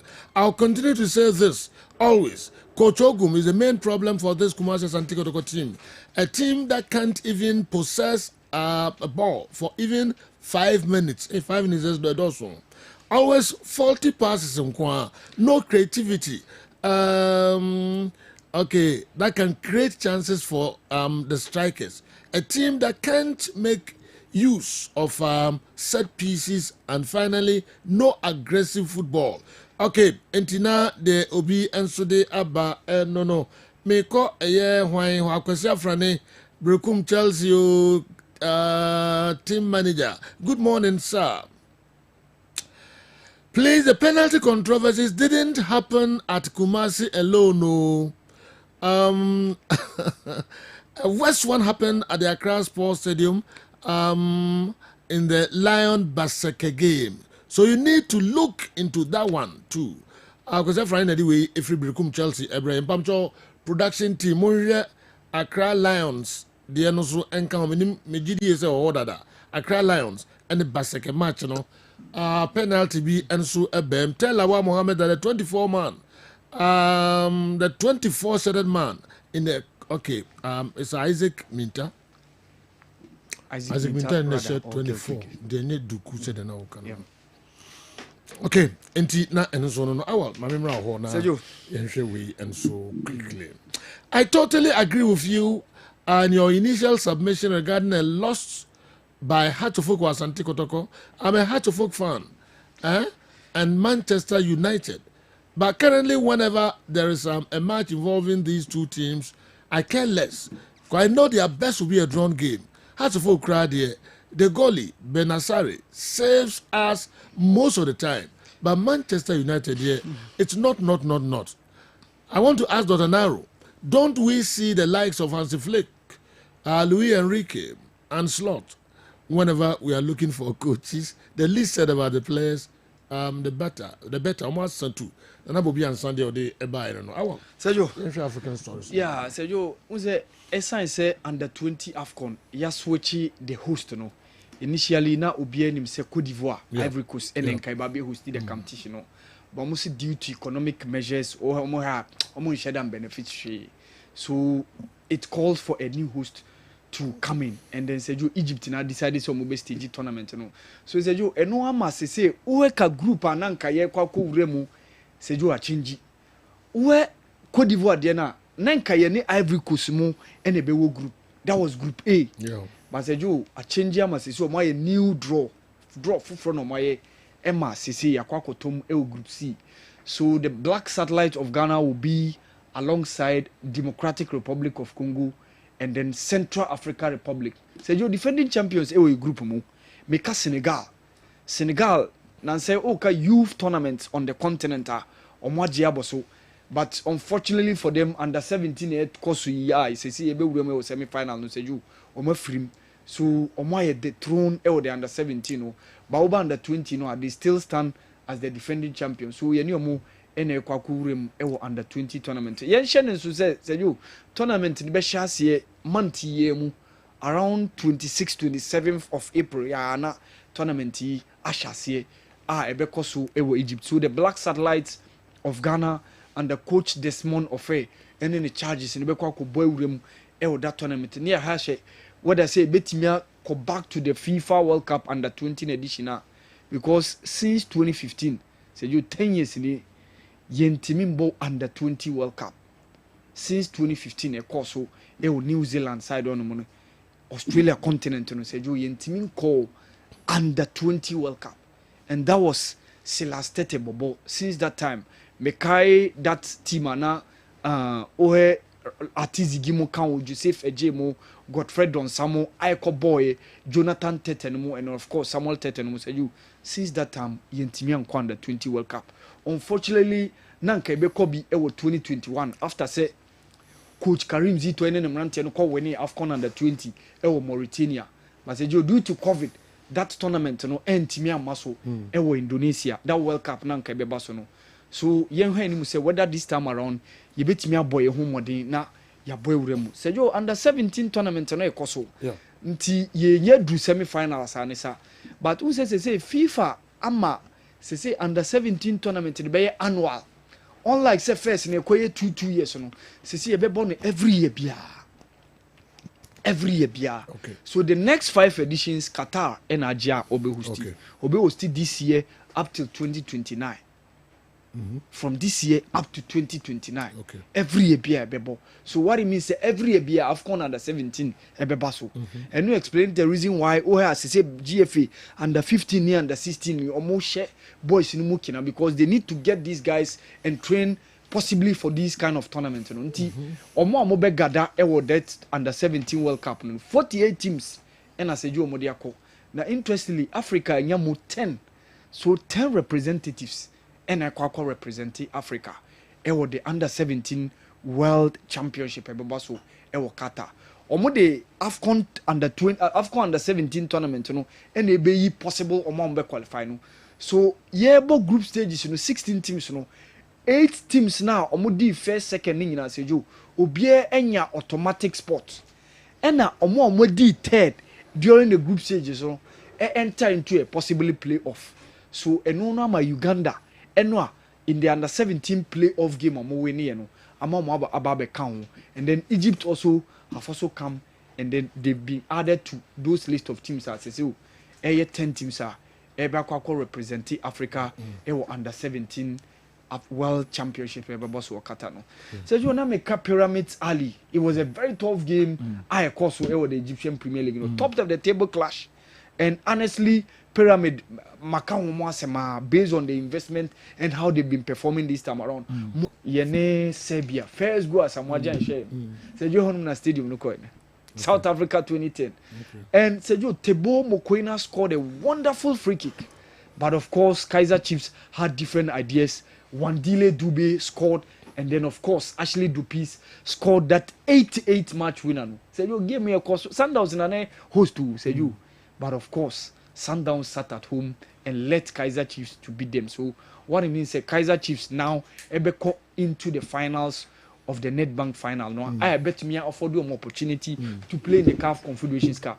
So Nedbank is a version of FA Cup. No, what it means is Ubenya we at Tebo Mokoena free kick. No, a trademark was even AFCON when they played against Morocco. He scored a very good free kick, similar fashion like this when they defeated Morocco.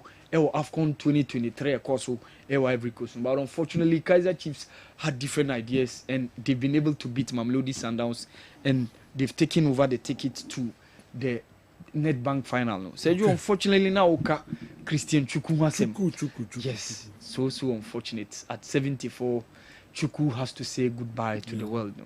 One of the greats of Nigerian football. From the days Obekai, Usiakai, Edima, Nugu Rangers, Mo, and all those other clubs of boy in Nigeria. And Adia Amount for kind of pie the 1980 AFCON. No. So you an integral figure. Yes, on our running hono. Alongside the likes of Shegun Odigbami, mathematical, Ubeka, Mudashiru Lawal, best Odigbede, any Amesi Maka, Henry Wosu, any goalkeeper, Gabriel Okala. It was a very, very strong Nigerian side. Ikana Kadiri, former coach of Enyimba Odiomoji Champions League, they were all players in that squad under the former coach Otu Gloria. A very, very strong Nigerian squad. Sejo Muhosti AFCON in 1980. Esatwa so Ewenie. Too bad. Former player, former coach Christian Chuku. I say goodbye to the world. Saturday yana Seju Uchan and Shedan.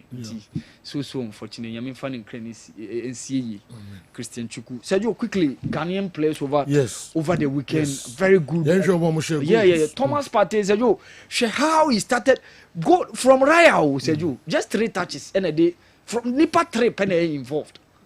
And Thomas Partey to me capable to me draw a score, but unfortunately, said you Arsenal and Timia win the game no.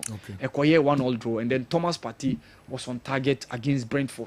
A game na also a Premier League. No, man for be brave. Adrian almost say at least you be Thomas Partey Adrian home because on Wednesday more the all important clash against Real Madrid. It was Santiago Bernabeu. So almost say almost 2 stadium. We say you rufu. Because they want to make sure that Ebe look like a hell for the Arsenal players on that day. And then Thomas Partey score. Sure. Ewo go na course we Brentford. So you Emmanuel Boateng also. You bet my Partey go no. Yeah. No among can watch it. Yeah, videos no. Okay. Entimunya na yenhwe Partey go no. Yeah. Na o say the Odi Hoye Emmanuel Boateng also scored. Ewo the Turkish league no. Emmanuel Boateng say you be abe kind Emmanuel Boateng at Liga obe ball ewo the Thomas go afina video no ebetwem where Emmanuel Boateng go now or share omo Thomas Partey go now or share in that 1-1 draw between Arsenal and Brentford in the Premier League now of course over the weekend say yo wow boy Clinton Diodu ewo Bichim United former boy na ono so ewo ho ono so one of the guys who was on target for the club ewo the Turkish league no Apollon Limassol against Aris Limassol so he said yo Clinton Diodu go no ena etwe go no yes even though they lost by 2-1 but Clinton Diodu was the one who was on target in the Cyprus league no ewo Cyprus so yo Emmanuel Toku ono so he was also on target for the club AEL Limassol against Nia Salamina in the Cyprus League no and also Emmanuel Teku say why Rasta yeah why Rasta yeah yes Emmanuel Teku was also on target in that game between AEL Limassol and then Nia Salamina and of course Oko Denmark Caleb Yirenchi for Norgeland in that game between Norgeland and Randers FC. So it was a game where 2 Ghanaians featured. Kamal Din Suleimana. So you ni kuma I friend Abdul Hakim Suleimana or no Randers FC ho. Randers FC e honum kra Isa Ahmed akobo e wo honum da. Obekaya oba be free kotoko. E honum no kobo e ma even ye be call Germany 2006 World Cup no. Na Isa Ahmed e wo e honum. Abdul Hakim Suleimana ehonum Randers FC na di kan share the first goal of the game but said you omontimi antwas so Caleb Yurenchi was on target for the team Norgeland in that game na e course no and of course we Randers FC against Norgeland the Denmark league no and of course Caleb Yurenchi was on target for the club and said you oko Slovakia Sharani Zuberu former striker of Dreams FC said you also he was on target Emma the club against the team no Slovan Bratislava even this year's UEFA Champions League not they were in the group stages but ni no went me and twaso and qualify so Juberu Sharani was also on target in the club Slovan Bratislava and of course Kweku Osei was also on target for the club Spartak Subotica against IMT Novi Beograd in the Serbian League no and nona a course ewo Serbian League so Sergio some good number of goals over the weekend offered from Thomas Partey, Emmanuel Boateng, Clinton Diodu, Emmanuel Toku, Caleb Yirenchi, Zuberu Sharani, Kweku say Sergio it's of course some couple of good numbers over the weekend Ghanaian players performance abroad all right Yamfa Awal Mohammed enso entia ene adwada enti kan kra ko Europe kakra ko other leagues no emu ye bewura Africa yemra Ghana na emehwe the course enso kakra ewa ha Kessben television na woni guso awhwe we midfield action ye ko round na fe ye hwe de isisi no na bobo ho enkomo kakra enso de emamo aya na mo ye ntientem ene so obi apese o chena dwen de but untimi nkire wadwene nyina and then the Bechem United though played well. Must accept that Kumasi's anti-Kotoko's penalty was genuine. I will insist that Emmanuel Entry is a player who can be encouraged to play the role of Richmond Lamptey. He's more of a schemer, distributor, and a striker than a striker. He must play in front of the midfielders and behind those up front. His control, possession and distribution are on point. His absence caused us yesterday. We need Ablo, Lodamoa, Saka, Korte back on time. Eduku and Minta are not ready to play for Kumasi as Antikotoko now. Between Kwame Poku and Albert Amwa, one of them should start from the bench always. The other must come into the game in the second half. The Nigerian wisdom must be encouraged. He can be of great help. We need a physical instructor to work on the conditioning of the boys as soon as possible. Our recovery rate has been so bad after the Insuatreman debacle. Lavency, I said in the bench, na okoboa technical team no adwumawura I said next time you don't come home na okoboa bench no pa. Please, Ogum is the reason why we drew this match, because we should have made the substitutions earlier. Isaac iconic anyway free adum and so and abekayensa and and for transi na fe ye the local source no and so abremo. Okay, sir whiskey ya dasi pa ba me production no edu bia na se me de ma pa na egu omo achi. Okay, entina de oho and so I don't know. Ni da ko member local source no and so there, but muya nyankopon adom enka munya manfo mo mobile. Come on, pa. Alezo de compare previous ones na way a better pa. Still more disappointing manfo. Yeah, said you we know Yadri. It's very, very worrying because Ushe and attendance, no, like you said now, they're very, very encouraging because as compared to previous games, Sayabo Babayarano, and say and attendance no now we're thinking say Benya win no because supporters are Omoba Stadium normally no obey our one expectation say odi energy beko fee. That is the only thing a supporter hear from the team. And let me say last weekend, you know, proud to the game and run. Could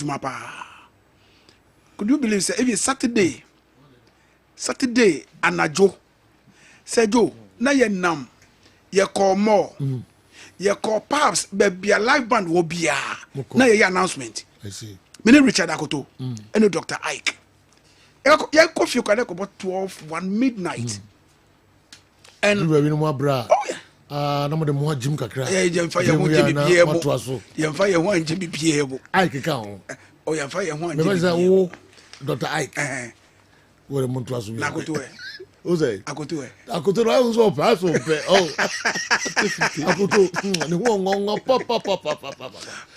We be obey, but as on count. Oh, sir. We are son. I want to know pops. Announcement. Oh, no announcement. Okay. But a boy. Yeah. And now supporters no a buy. Yeah. Now we were thinking say Ebenya win. Say the beya the next home game no, which will be of course against Adriana no. Ebenya an improved attendance. But I'm a before by supporters. Most of them. Let me doctor. Narrow. No, can't you before. Easy. Mr. Voice pop omo ye no. Me and mama omo yi bebre frame. Yes. But him di na ewo no because ye ntimi mo. Mr. Nyina ye JB after the game no. Ye JB. Atem di die pa. Raw atem die. Yes. Say mo say mo dem contract TV so yemra ya we say obi kwat be catch you say ono wo dey still on if you. Three field club ka we try the matches ope. Na ma ya na ya ba. Honestly enra na your performance no nye. Na performance no form. Yeah. And mess technical things. So I mean, relax. I say what the league na we. That is it. And I'm there. Yeah, who she? Seriously, and a chances quite to make creative chances. And if we really want to win the league, and I was say yes, sir. I was say yes, sir. I mean, your style of play, maybe your approach to these games. You know, I was say 8 matches. Before another game, no, naka 9, 27 points. No, see, I swati. I get 3 of you more. I got 24. Say money, brekum. Yeah, next home game, next match, I got ball. Yeah, quite crack. It is a go. Meet here, meet here. Lions. Yes, meet here. You say, but and you have to turn up. Have to be in Accra because you bought Lions on Wednesday. You bought we have said Sunday and Nipa. Now you quite brankers on Sunday against Nations. You pay your boy Adriana. It's we a player and now we a coach and now technical team. You have to see this agency say no, baby. It's kakono. And you're not for sale. True. Ni meba na memo atwa so. I say me di dwa kakra bi eba.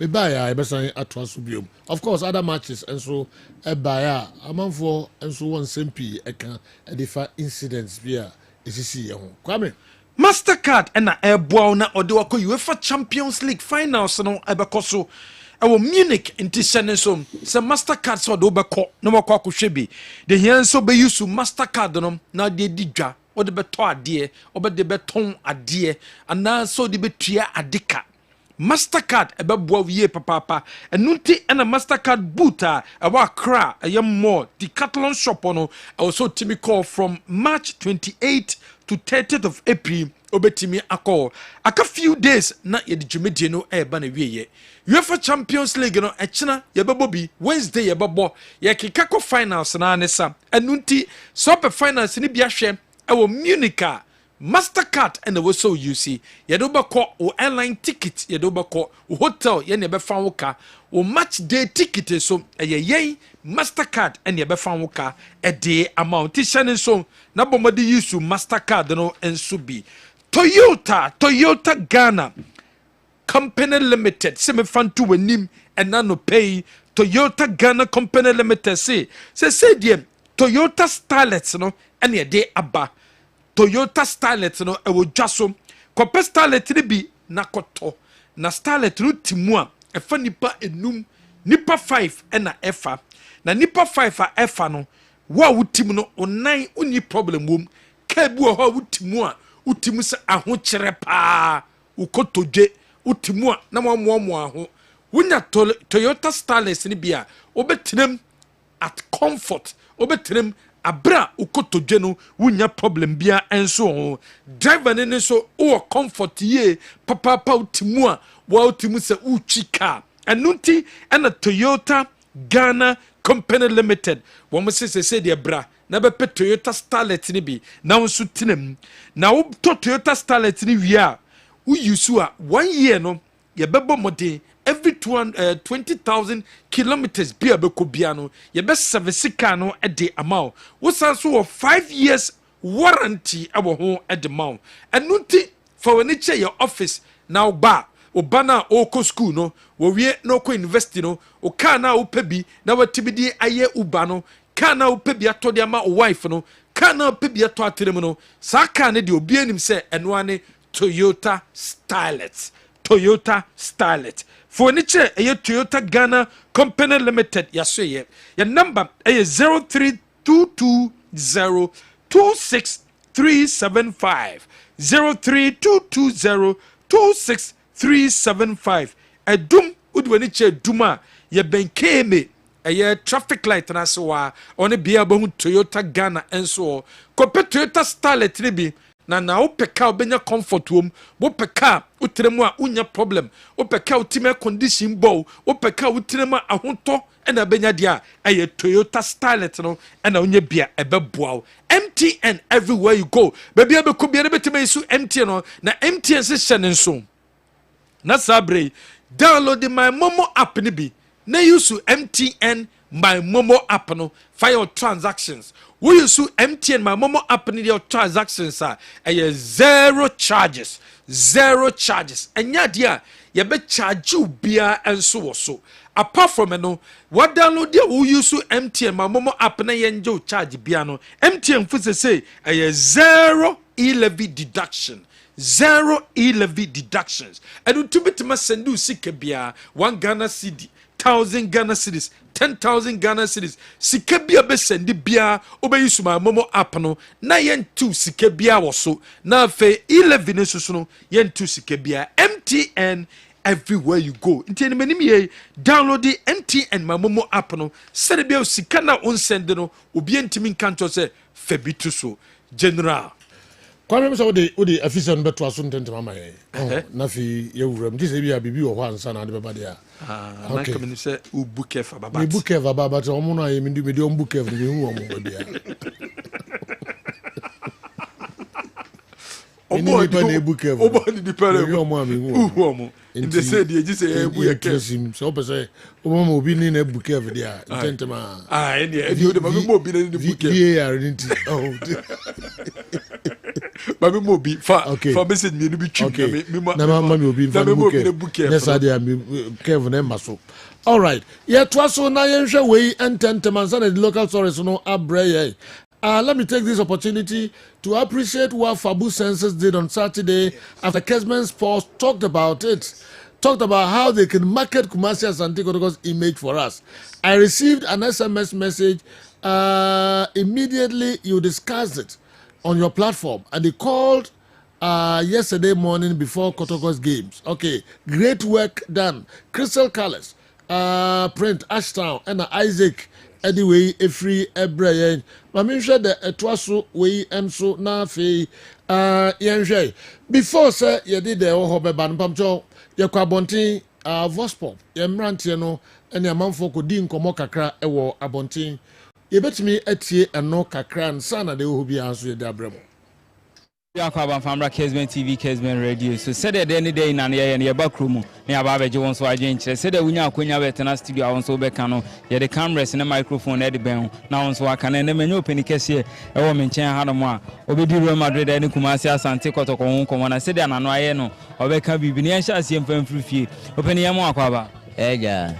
Andra Kumasi Asante Kotoko, any became a ball 1-1.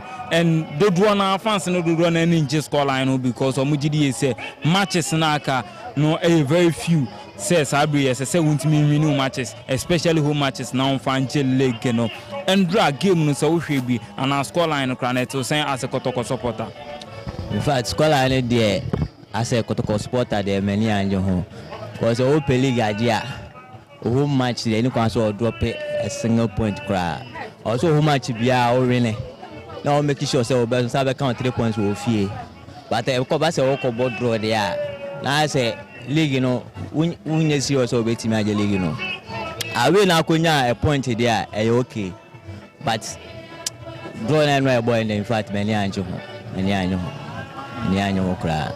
Na I am a complaining supporter sisi a park in the corner edne ebe ko park na ni park itu bi na wo dia na ma supporters mon ko park sisi a ebi e two nema mienu ebi e say ball ne fe no say players no ball fe supporter akwa wani beji ball nsem ana two eno so yen no see e be win match ene Kotoko supporter bia elim say Kotoko de obo match like so win na supporters no your points no and also win no match na so energy so and the Koba say I say your bonus say win ma supporters o ma park anytime you ask o ka say ma park ada e be ba park so a yentime win e na asa ma supporters na twe ko chire say o ma ba hwe ball Man Sports Stadium no that net here o draw no there first match no class here ball draw and they go share 3 enti asato enti asra supporters dey obi ada wona but through the class of folk dey Ghana had there in fact they say there be am dey team na duro no there enye kura ti empani photo go on fan na nsi form na ja on fan ye manwu kwan mu prayers no ho pa na prayers no so no dey say ye chirom aja obi hu bire ye fa so bo no mo no ye be pamu prayers ye be pamu coach ye titru na coach so elder so ho ye be pamu coach na prayers da so ho nti prayers no mo so kakra na nimguase na do so do they say you know ama Africa kura no they say ne kwa ye dene amaye it say ye kokora na ye nyi didi ewum it ye bompa ye togo on fa ne 19 form na ja on fa to ye nko nwuye but still na ye da so support wum ewo GDM yenim say be yi amen we can say house of folk nyane dabre ne 6th position order dabi how say the one win first ya na ye second kura den kem pewo kura ho de nyi ye yi kura second ye ho nyi ye yi kura ye first has ye de invisible ye betimi ayesa de no ye ne betimi asa ko di Champions League ndi abekere otumfo nye team de but ye gi bibia ono ne de bekere say de ko gi confederation ye de bekere nsa na ye pese ye gi we ye sa de bekere manya penikase enso o menchen hanom a say de o shine fa bo na otum say ne abri ye for Real Madrid supporter on the Laka no na ni nshada anyen sa na mum foreign and Real Madrid 1-0 Musanya red card and Mapi Moon say Madrid born on a still for mana because Arsenal nyado mudiemo and then drown to Deportivo Alaves ekaji nanka asemo ya atumu eno de no kre ye na born on Real Madrid ball you know Real Madrid at this season and kasa nye ye fe comparing to last season and this season, Real Madrid back from injuries. How Real Madrid? A bit is a Cavalier, a film, a Madrid, papa. David Alaba by and Che, and so you had a modern bona or from Vasquez and also boy. Hey, Lina, my team no air conform. You actually one boy. And any Alaves. Let's go and share your cry because you have both possession, my boy, or my boy, Bibli. Arsenal give me a can. Arsenal doesn't come share more than better now. Real Madrid, you have to back up to me, Kakayaho. So as I say, Madrid team know this season come back and I say a Bayano. Madrid beat me, I come back. But I mean, supporting that comeback is a 3-0 pound beat me as I come back. Every Diama, Real Madrid, any Real Madrid supporter, Bia, and even me. Madrid beat me, I comparing say this season cry and Dortmund share 2 first half and me have show 5-2 and you no cry there opportunity no also be able to me come back but I said 3 lead fans will be a lead 3-0 senior I bet the Real Madrid no credit or say Real Madrid cry bet me at Tibia now bet me at Shegua say Madrid be qualify for this Champions League me a Real Madrid fan I bet the senior I didn't tell what Ghana I'm now pay foreign in chain your local league. For local news and as a local football, many said I know. First, no, now take a Black Stars and that Kotokone has to fuku. I know when you are, but I say no improvement to be of football. So I will cost stadium when injured. If they say no crash, and Kotokone has a crab bar. Stadium Munipa kakra bi omunya supporters bebree e wo stadium so and the Ghana Premier League na nkasa na conform for me the Ghana Premier League conform hwe entertainment bi omode be ma ama okra ho akeka oze bi akwa kotoko match okwa akwa house match me house folk fan compare them Yokumasi ni the ba me support house folk the sanity. And now we are saying about Roman Vision FC ball 1-1. You know ball 1-1. And a poor performance because comparing Enra has of a Kotokonso ball draw. In this case when you arena, thank you who say it's an improvement so you there but your team name. They say you who team there so make come home. No more here day. Hard my because some of the players are omunim born so na afei so managers no omoto to players bi be hye team nim no mutimi dey ebobo ni ye emai yeah that ka say ball dey im say hwe ball e dey gieni by recent ya insu atrene kotoko ball no mo boy no yenim say anka mo de mudi gieni so later on ye wie no na ba ko awu nje no san kwa hwe kura na o life player to risk by foreign one ne dey o hwe kura na hwe pin mumba o rituma hwa ma oni age by look at one o hwe na say wakoma nyina ahyew e say e bia betuma wo ka asemi na ikuti obi e bia asemi enya asemi e say nipa ne na okun bicycle style sikan ni ntino na ono abekwa ma ade o say o yekra no ntimi anye eni ntino na me kasa no nti amasisi ane ehuna on say wo be ko stadium no huna me say me ko stadium ntimi say bia me ko stadium a na bia me ko me kilu stocker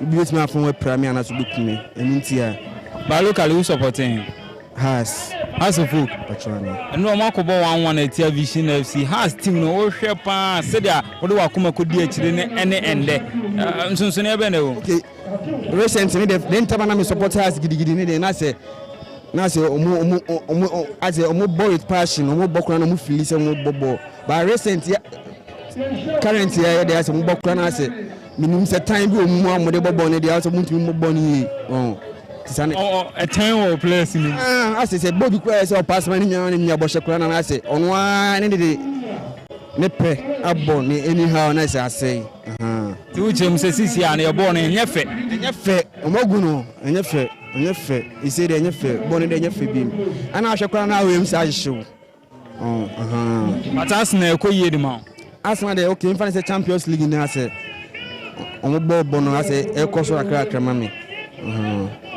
mo be qualify for Champions League final be qualify but be qualify to semi final na final ni nduru semi final na nduru final na dey nduru but I say Madrid need to measure mo na me de Nzo ya Arsenal fan na waka se final ni dey nduru say mini team no nim say musi bobo ne fa nti me hwe omo ble na entimi nko final but semi final do metima nduru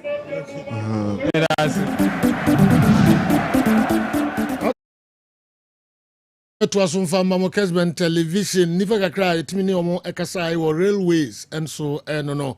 I mean, I'd more china hey, and I cameras, no, beba. Mamin caught namini what scientific herbal clinic. Kwachi ninko mo kakrayeba, local stories, no, and kwachi say, Yamayadum General. You didn't go as say. Right.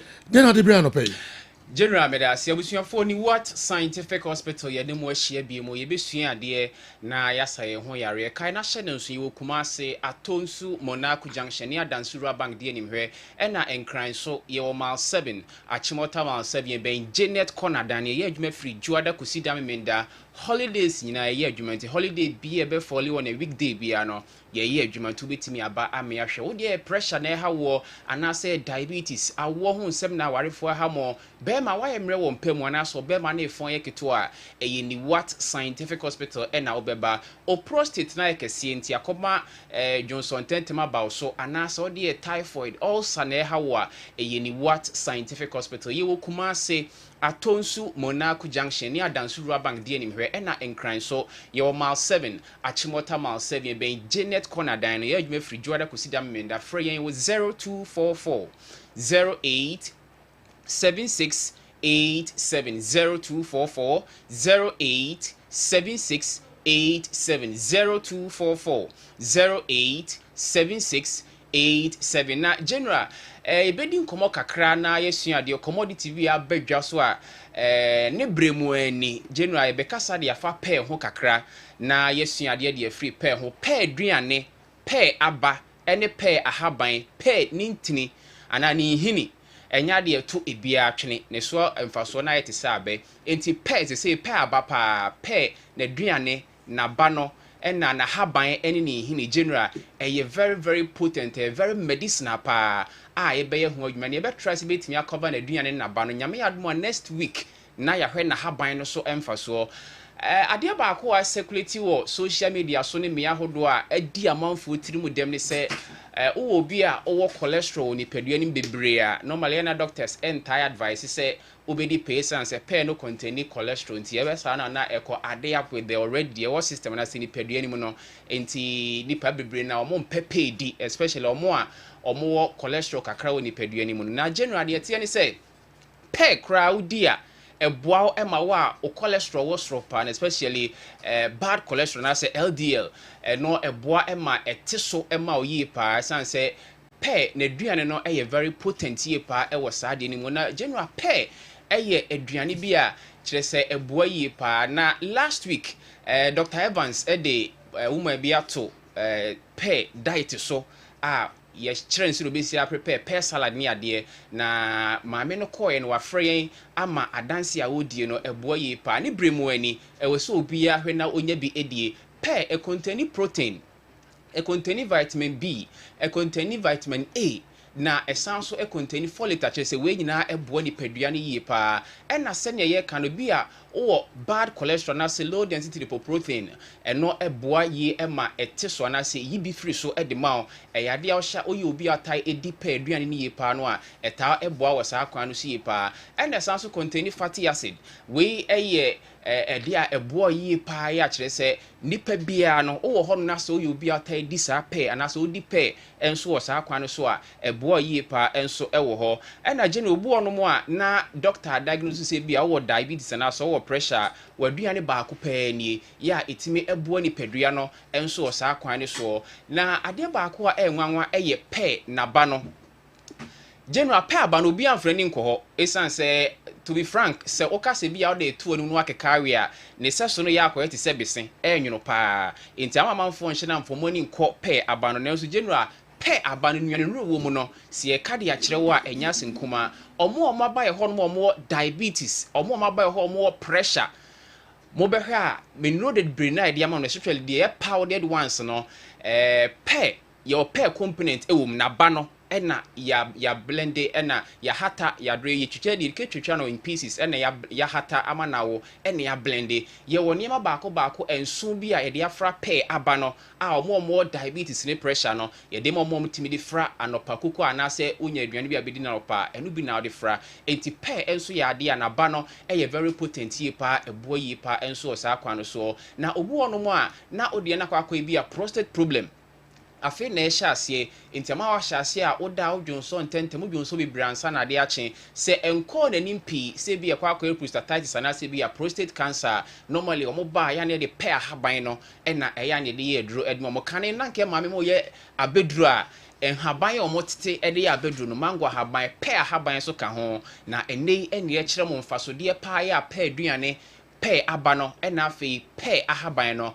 and also ewo so a number is 0244 08 76 87 0244 08 76 87 0244 08 76 87 General said ya make no na ni parodo na so bo no weba no na be check no be diagnose ni padua na hwese na ni mesi koso abrabo ni na se ni padua ni mu no na obo no mo na ne cholesterol no do so pa we ni padua ni enti sa akrofo normally ya ne tade o mo to pay aduan ne diet so na ya hwe enti wo mo after 2-3 weeks no wasan ba ni asan ya check up e we ni padua ni ya hwese ni cholesterol level no esi eti we ni padua se cholesterol do so ni padua ni bebra etimi di problem bebre e na e de bra wo bi ya pressure ene ade ya emmoa emani pedua no entimi mfa ne ntampa emfa emfra ena o sede make no bia o prostate problem bia no onso how kese ba akopa no ye de bia tai kase prostate aduane na se prostate dro ba akopa eye entos na entos no ene pair no kura gino ya recommend ya na ya recommend pair abre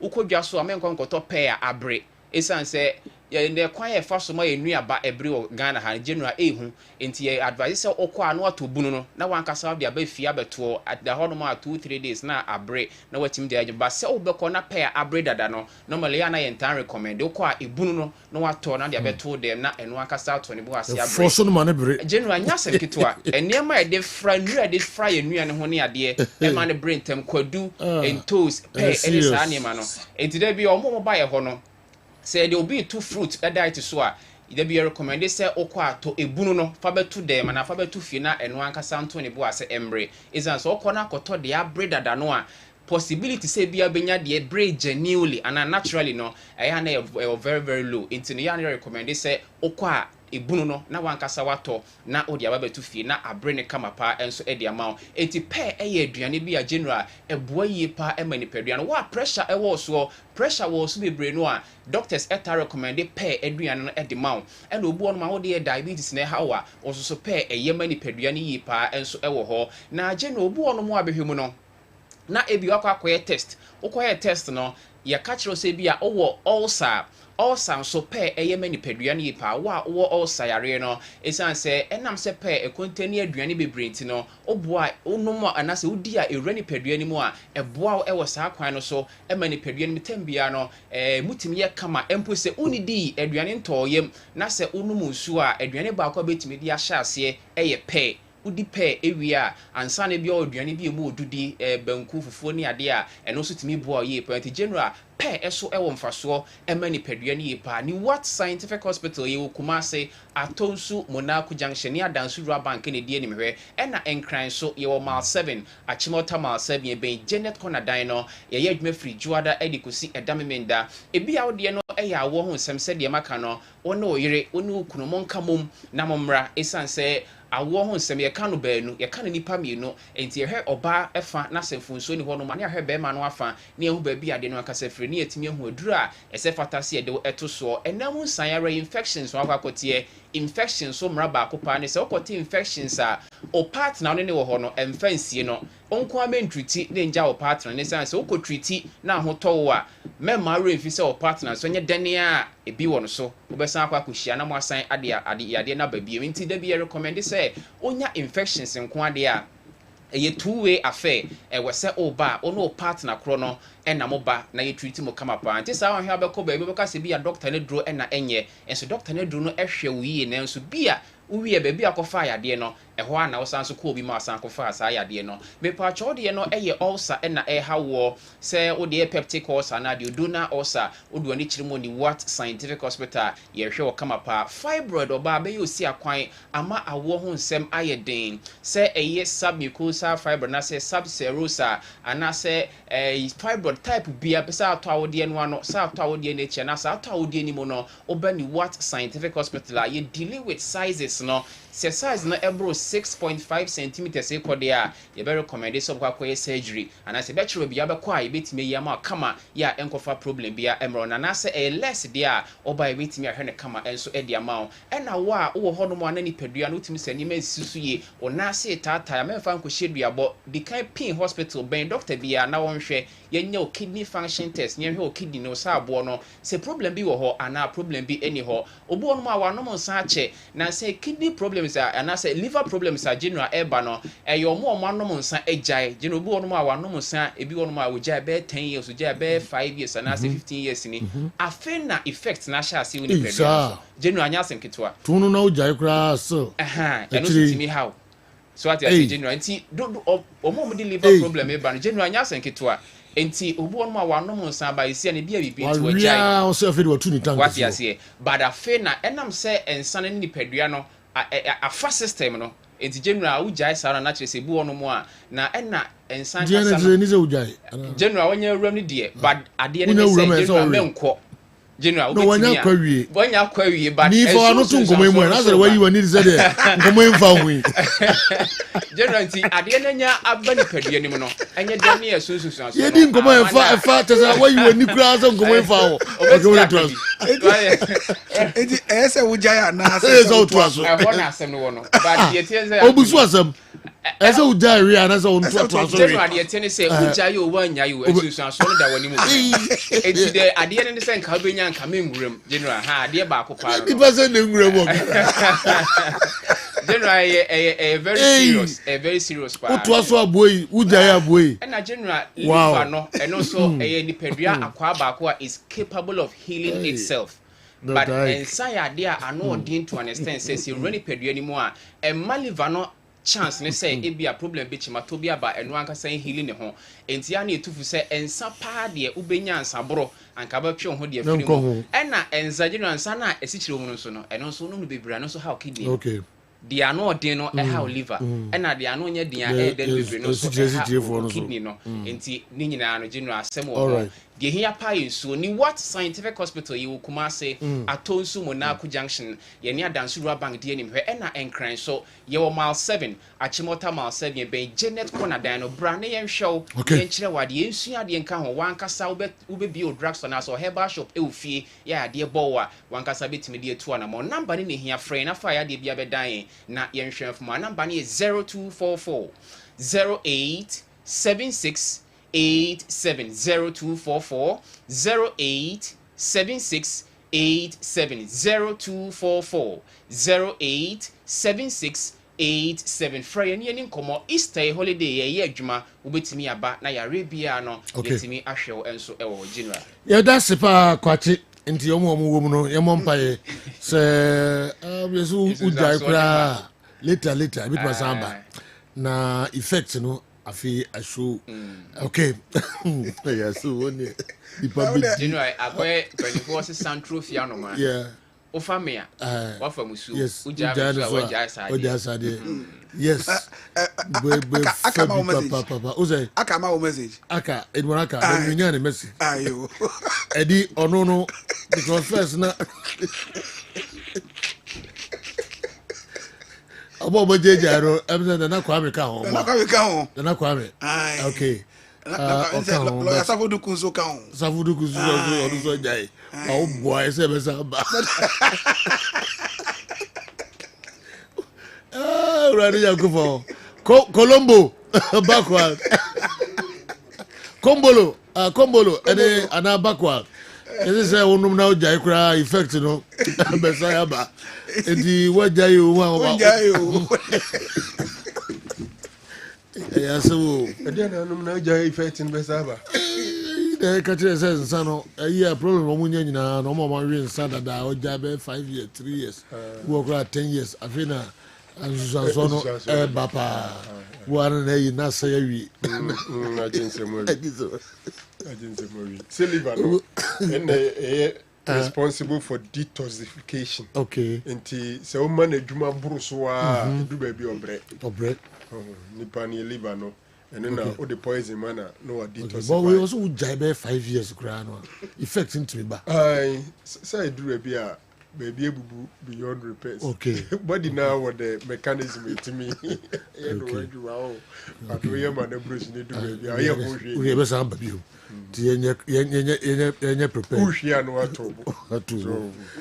Okay. 5 years. Okay de ode obro de ka kwose ayikoku fu bi no.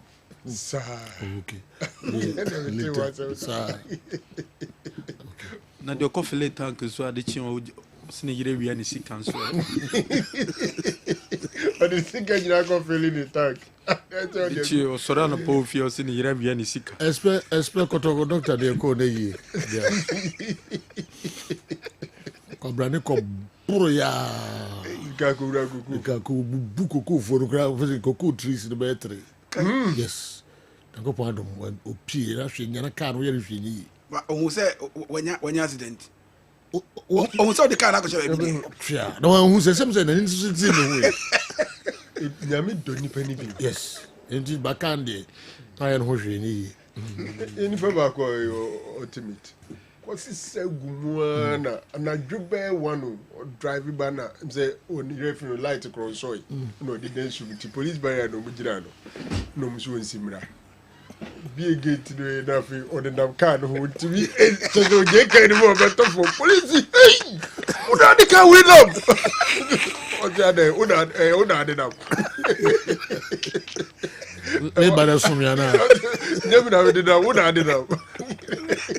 Man is straight to central. Didn't go share one man there chi o man driver. No mujin whiskey. Kombolo we den say we san ba bi o dey start preko. And say we dey.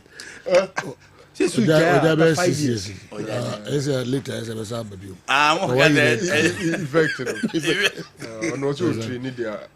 I say we. Na kala we. O say kala. Mo dey guy. No ba mbe na san. Kala dey friend was and still. Nanu metunu. Okay. Ko na doctor bi. Okay. Yemfa afisem no entwa so emamo. Na akwasi afrane make observation bi minim so mohwe a osensem esisi temane ayi pa but asaya me ano ho ekosi brown for pe news. Okay, I'm wondering why Ghanaians and the football people are that quiet in what happened in Tuba and Tema, Newtown, in the Atram Divise, Hoho United, and Vision FC, Nation FC games. I can imagine how people will have talked, criticized, lambasted, and even thrown insults and used harsh words if these acts had happened in the Brown and Ahafo regions. For days, weeks, and even months. Moma yenkano crew na se anka udan wo se kwan no etene. Akwasi afrane Rekum Chelsea team manager na de we enso ebae. Minim se mo hwɛ sansem na ekoso na ani enyan pa ba so nyina mo me wa no obia nkasa mfa ho. Ma me hwɛ Julian Caesar dey so mo nka ho hwɛ. Na you know I said nation dey video no ha discuss and I refi. Nations they know muko bu obi wa yes you can discuss Fred Kennedy crash so be comment on it yes so what's the issue na Tram Division no Hoho United this Saturday na Minister Crow okay Minister Crow Kasa it's Saturday on Hoho and a GF ne the green paper na ba they found mo this Saturday there's some Monday I feel the other one I work and them say I can't friend nations FC for no cry no or see or dear kutia bi buy you know I can say charging on Facebook or Sunday West you cry by I'm actually crams or no any team for no attack with a message you Sunday back yes into akwasi minim say no one wants some na okay there say said the Enka the whole media landscape no back no yes ebia we not necessarily Kessben okay it's your baby can back no Bechem United is a club I've come to respect immensely since the post-Pole incident. However, I'm befuddled by the fact that our game has stagnated over the years. Staging a walkout from an ongoing game is something that must be condemned unequivocally. This barbaric act has recurred for years, often citing poor officiating, starting with Kumasi Santi Kotoko at the Galka Top 4 year Mobium tag decades ago. With all good intentions, this act, regardless of whether the call is good or bad, won't benefit our players or officials if they plan to pursue opportunities abroad. Consider the Real Madrid Atletico penalty kick controversy. Did anyone walk out? The FA should therefore impose stern punitive measures to curb these outdated behaviors, as it's a total disgrace to the game. If the FA president doesn't care, some of us do, and it's something both potential sponsors and supporters don't want to countenance at all. Julian Caesar, and anyway, our brain. I'm saying Bechem United. Domo ye nra. Yeah. All others are BBC and Namunina what born here mobile Namunina free park and so on. And once in a Julian Eke. Say FNM Shobium. Wow, best Sabiano. Then Chuaso. Bringing the game to this repute, we count. I know. Yeah, he has a point because a game that is live on TV and players, coaches are free players, a free package, so mobile. Creating then it takes some interventions before they return. I think so. My existing law, no, they clear by unye jaibo ampa or threatening no jaibo there, and they running a clear.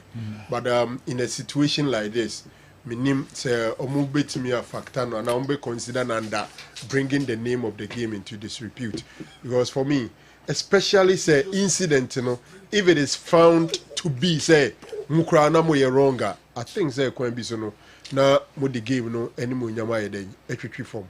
It is one area enye bechem nko aba asem ne nyaba no betwe adwene siso ano wagina no so they aka asem. Other teams do it and I think say it's no good. Say obi ehwe game no na adru ba bi say because a big statement of disapproval of the referee's decision. Say yes see you born no ye move ye job on the free park even the officials will be lead to say yem push yem free players and so free parks individual officials should be sanctioned. It is something they have to look at it. Otherwise it was a league in a very bad commentary for the league. And not the mean say Zico Kovizico Grana. Oh yeah. Na yenene press center at the top one. I was sitting direct opposite to him. No, because feels there or no cray so I was watching Zico and no catch room say they should go back. When you strategy so go back. No This is it. This is the scene. I think that's my good friend Francis, the operations manager. Very furious. But say na munyina no free pitch ni so aba. Na bench no cry na edge players. Bench no from everybody at the bench was just calling them. The Julian Caesar is an do say Moncase Fno Emrem na team be on best anime biano. Yempe na Asutribo Yemfamano. Also, there are even sanctions for touchline misbehavior. So bench na say misbehave or touchliner in Pimpino, you are switching the mouth. Say referee no who the specific person order Suban Bonnier D Ehuna or Chinaso. Se Subamboni be koso no shanu who be or the mother head coach. That is the law. Kwame. Yes, General. Every kalaswaba. General, yes. Edru. And yes, sir. Now would the winner redia? Bechem ensu omunya penalty mienu. Refi nanji. Inti endi kanhwe penalty 1. Bechem United. Over to my word, Mama. Our General. Our Inti Calabe. General penalty 1 year. We are between motion television. We are first penalty. Omusumunya referee no Angie. Omunya omusumunya 2 clear penalties. And Sanso Shasi be near penalty 1 ini. One attack, one not all attack. Bechem na ehye kala green, lemon green, and I'm attacking. Only blade. Are they going shoulder to shoulder and answer down? Okay. Kalawa hanti ebe na clear. Okay. And I'm so nya penalty 2. Yanko penalty 2 Bechem United. Second penalty so munyaya, mu GDS ni nyina kan bi. And no se na was wrong. Okay. And so referee no. Okay, we enhwe man move when enhwe. No train no to form. Okay. But two clear penalties and say why a team clear penalty ba kunsuni. Almost two penalties. Continue. Two penalties are omunyaya ni. Okay. Almost see omunyaya na. Almost see omunyaya. Okay. And no Kumasi Asante Koroko so penalty na omunyaya omu complain no. And almost omunyaya see correct to say miss there be say me ka kotoko de. Kotoko de say referee nti koroko penalty omunyaya. Anti koroko penalty nini. Anti koroko so de na a born inside no.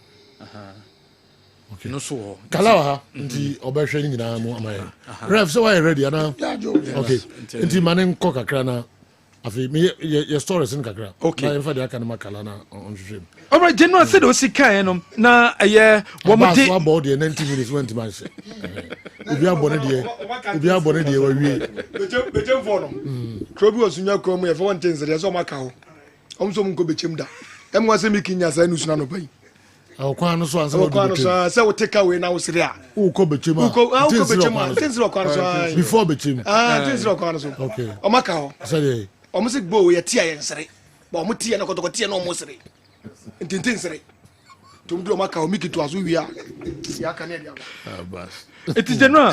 Te said here Division 1 a course no atram divisa game na omo ne hohoi United boy in Sembebre Ghana Football Association a charge two teams ni nyina so me breach 34-6D of the Division 1 one regulations no into one up to 15th of April say January one emfa no ye embra and then nam so ma the sports minister okopie mu say we are not joking enye so mu di agro enye Black Stars matches nkono no obekwa kohwebi and as Ghana Premier League matches say enam se President John Mahama epese o ma grassroots football kon kan nyina no nti matches nyina no obekọ no akwa kohwebi Honorable Kofi Idi Adams the sports minister. Sure, we're not joking with every sporting activity. And since becoming the Minister for Sports and Recreation, the party's manifesto and the president marching orders has been my duty, and to make sure to touch base with every sport. And so I make time to be present and to see things for myself. I like to be reported to. But then I also want to see for myself to validate what it is that people report to me. So my presence here today, I will not only be attending high-ranking matches like when Black Stars is playing, or the Under-23, or the Black Queens are playing, or the Premier. No, even the ones that are considered as small, you will find me there. Oh, sure, we're not. And some Honorable Kofi Idi Adams, the sports minister, was there at Tuja. Was also Kopie Mu Sunyan over the weekend, and said the be a Kaza Sunyani there. When we hear a stadium hono, was also Kasai at the Fahon. Yinti and someone Honorable Kopie Mono, were there at Tuja for Sunyani, so many stadium no. Yenya, Saidi Yamabi, and Edam the Niswa. All higher. Me, Adiaba, who are Debia, or the Bameso. And he said, Sinyani have more talents, about footballer, more right here, any Gedesi or Muyen or Mubo ball. Nansu Stadium, Ebeye attractive, Ubeye then, Ube to be a ball, no, and some fata talents are Ewoha. And Tibia, Utinavisu, Ewonia, also MP, AM. Namini said, Yawayanti. Anytime ya when you ever home, I will say yes, stadium for Frono, Sunyani, Ebekaim. yɛn sɛ honorable Kofi Idi Adams, the sports minister and recreation, what they etuda and so Ghana Premier League no said yɛn matches so from Friday and I'm media team Dreams by 4-0. Saturday Accra Lions etimishe Bazake by 2-1. Sunday Brekum Chelsea Heart of Lions 1-0. Baby any Gold Stars says Young Apostles 1-0. Kota Baba Yara ene Bechim Kwetipenko 1-1. Karela etimishe Diana by 2-0. Vision and so any has Kwetipenko 1-1 and in Swatramai Tenefiem Emanations match in the Entimian Koso into award with 3 points and so Legon Cities and so Tenefiem Emma Samates Eko show 2-0. League table no Kotoko Guswedi kind 47 points. Gold Stars and so 47. Nations and so 45. Mediama 41. Heart of Lions 41. Has 41. Bechem 40. Samates 38. Dreams 36. And a Brekum Chelsea 35. At the Tosso Edu.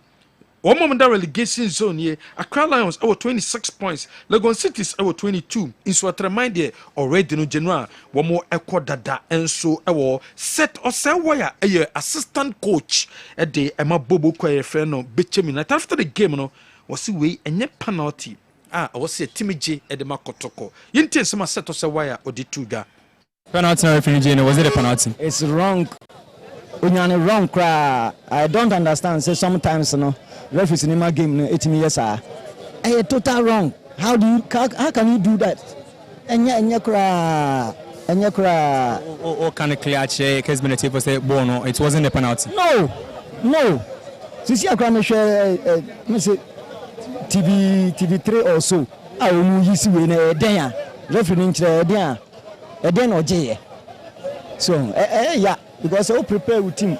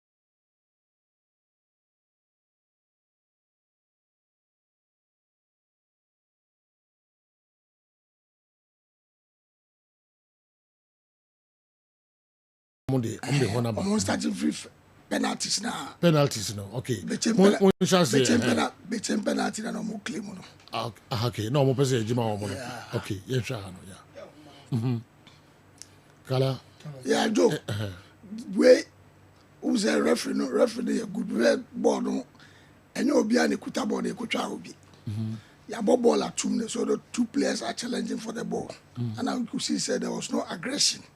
I'll be a shoulder and of the echo I'm pim chale now there pim chale this how also be and you show aggression be a one who's become foul be I betray never ball betray no and say basa and I carry a fair charge.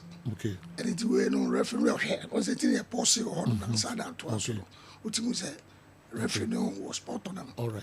Utimu cast a board and a foul like the fair charge. Fair charge. Wow. You got next one. Munya in term okay. Almost a cast of Munya we should penalty say Jima. Woman so that in our production and I said that man yes. I said that man yes. Yeah, I said the bear also started a train. Or training to we are no play or the two penalty run. It doesn't a referee and coach foul ma. Bichim. Okay. In other words, a penalty. Bichim. Yeah. Okay. All right. We should referee no. Okay. Let's encourage the crime be so. Or the penalty ma bichim. Also or dragging it just in pulling it just in the referee was close. The referee was close to the action. Very about less than 10 years. Yeah, less than 10 years. I never go and pay referee. As a actually incident be no. He ran very well. Only referee. Or two mil kappa. Every why? Real Mabundi answer. Oh, Nabundi, are they? What's wrong with? You know. A very good referee. When they could know who gave Joseph Kofi. Wow. A very good referee. Okay. Okay. Oh yes, I am say do baby. I mean, TSS incident be say fan. Because baby o jina there. At least I say go who say obeje safa we am be. Jina e bo apaya na say we hu. Jo at times. Because no very close to that. Yes, but there be a baby an angle one so I don't know. Angle be. What is angle be? Maybe there make. I'm only asking the question. Maybe you didn't angle baby. That's it. I'm so very close to the spot. Okay, Kalama mi sao. And then a man a foul, a train and a push. A pull or pull it just no. Who's a giant bit of the bio? It play on. Numbers always play because show that pushing it there similar to the first one. But there was a pull as well. With a penalty. There was a Bichim United in here. Yeah. All right. You got the next one. Kotoko penalty no. Yeah, Umionko. Yeah. Kala, you too. Wait. Musa referee said that referee punish between player no. In the sense maybe I don't know how one. All the times all a player, yes, a player to the hostel. Kotoko player might foul him. But we don't quite say I'm hostel or chibo. Ochena. And I'm born. What I said yo, to was bad as and you, share. Then suddenly you officer pushing a coin. And it's your officer you to foul among. Some players was there a push? Oh, but we shall see the stop. No, I need to make us say, it is a one hostel. Why do you catch the ball? And not in a basada, because I was a referee, the angle of view, on how there's a division, or Pebabia, Aquano say, the ball fouler, other than such a ball. Number one, what do you say? I thought, say, was there a push? Football is a contact, and I how was he charging here now? On the machine, a dangerous manner. It's a contact. Who's a handball, a course, no, a deliberate, or Shadana. But then who said that? Also, grab board, slow money bar, said was grab board. Or so grab board. It's Obaka saying other way, Rebecca beer or folly. And they be a Sako cardboard. That's what you might say. Not just I said there's all foul and it's a Kotoko player. So all folly the Obi auto from Bia only control the hands. And it's a quite be as well the Anna in Sabako cardboard. But made them say deliberate. What was why he says oh Sabon one channel from he was in the air. Ochibon was going like your foul not born that from watching the CBA. The intention of the player. As already the intention of the player.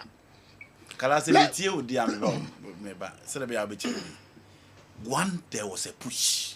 But to me, sir, one observation. There was a push. Did that push in Cabbage foul? Major foul at here, Kotoko player. So one Jeff foul the dear. That's all. So from that. I quite don't want to say that she born. On one can grab a board. That is the point. And it's maybe an angle say if there was a contact here, there, 92% contact there, it should be foul in favor of Bechem.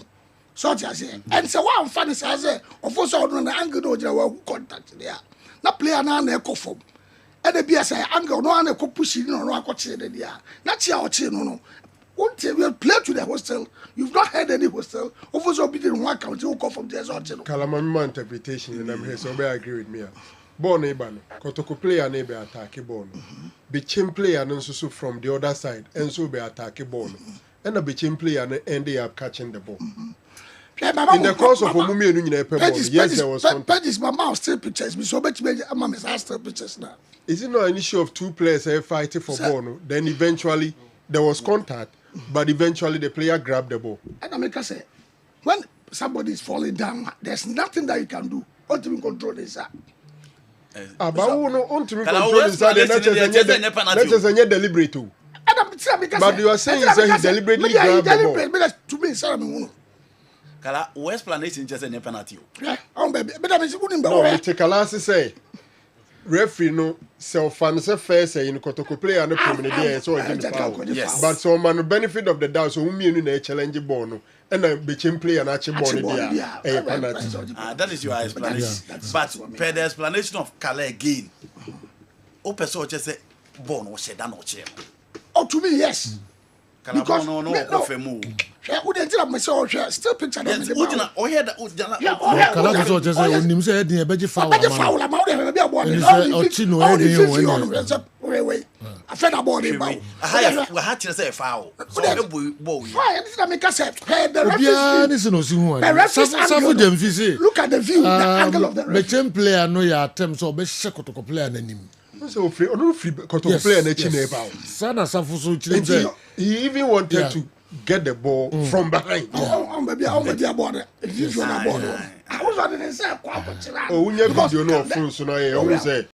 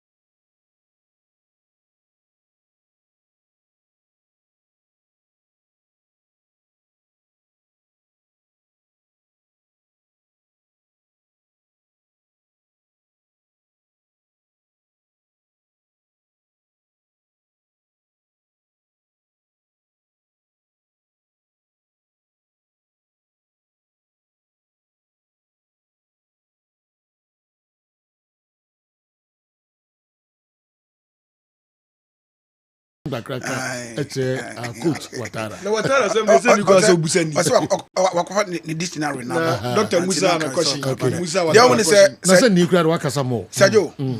Yakop Accra on Wednesday. In Accra Lions. The best supporters the bomba bambu. Nyame adoma Greater Accra Regional Circles Council. Nyame adoma china enwumre. Management of Asante Kotoko emiti enyina wo Old Timers Sport e wada braka. Enwumre no nifa 5:30 p.m. Okay. So we'll all be there to support and make sure say any Accra Lions on Wednesday ebenya the possible 3 points. Okay. Abbas Mike Accra maybe also say ya kan dia si baba yara ne de normal baba yara ni baba yara sports stadium de normal competition. Bejem for no fan sa no mun trantensere wa na nsam ye na me adoma Wednesday team ni training ne omu wie ya na dwo mu move ye besina ko doma na yakwa ko hedi wonso ye shebre ye ni beto mo ko doma yin ye ko doma yin kro nti bunu afo no hie etie ya bo mo acha ya me adwa nti no points ni ncho na ya ba mba jo say because the points here nga mo ko se petru na obi di ba se mo ko se petru nga mo fa ka ni pa protest message na minti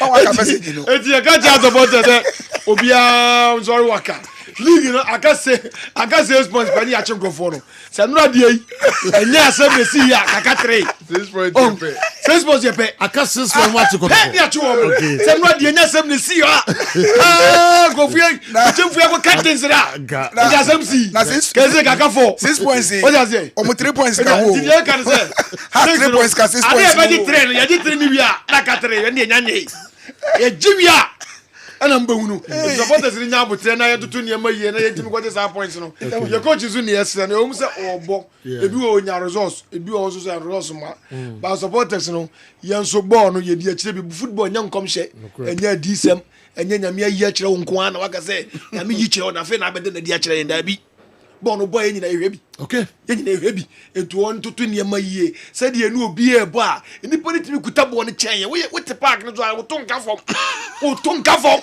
all right this yapon on tutu ne maye Dr. Naro for area General yes Yabobo area vision coach say second half he was tactically superior and then central ni bisa coach say ohene we mu say second half no nyina ye tactically superior no ye better same who ne say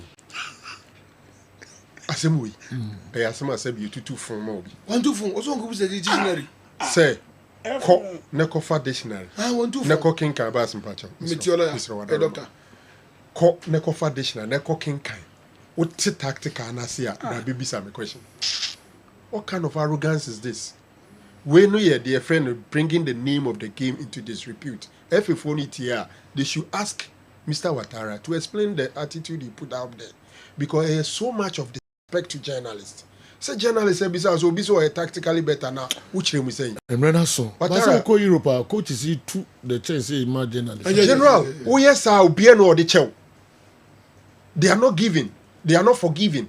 Say maybe say question catch them say for dictionary na ko kenkan na oti ase abrabe bi some question as train say asem na mi bi say be minim nyansa ye be kwa ba na be hwe games no enyina mpamcho this is 4 p.m. yenhia na yenhwe matches no emu eye na ni mutimi ni Sergio, we are not happy. After the game, after the game, about 3 hours at the stadium. Nana, I felt I say, "Never go." I said, "Nana, I was go." Papa, take care of all right, Russell. Breaking news up next.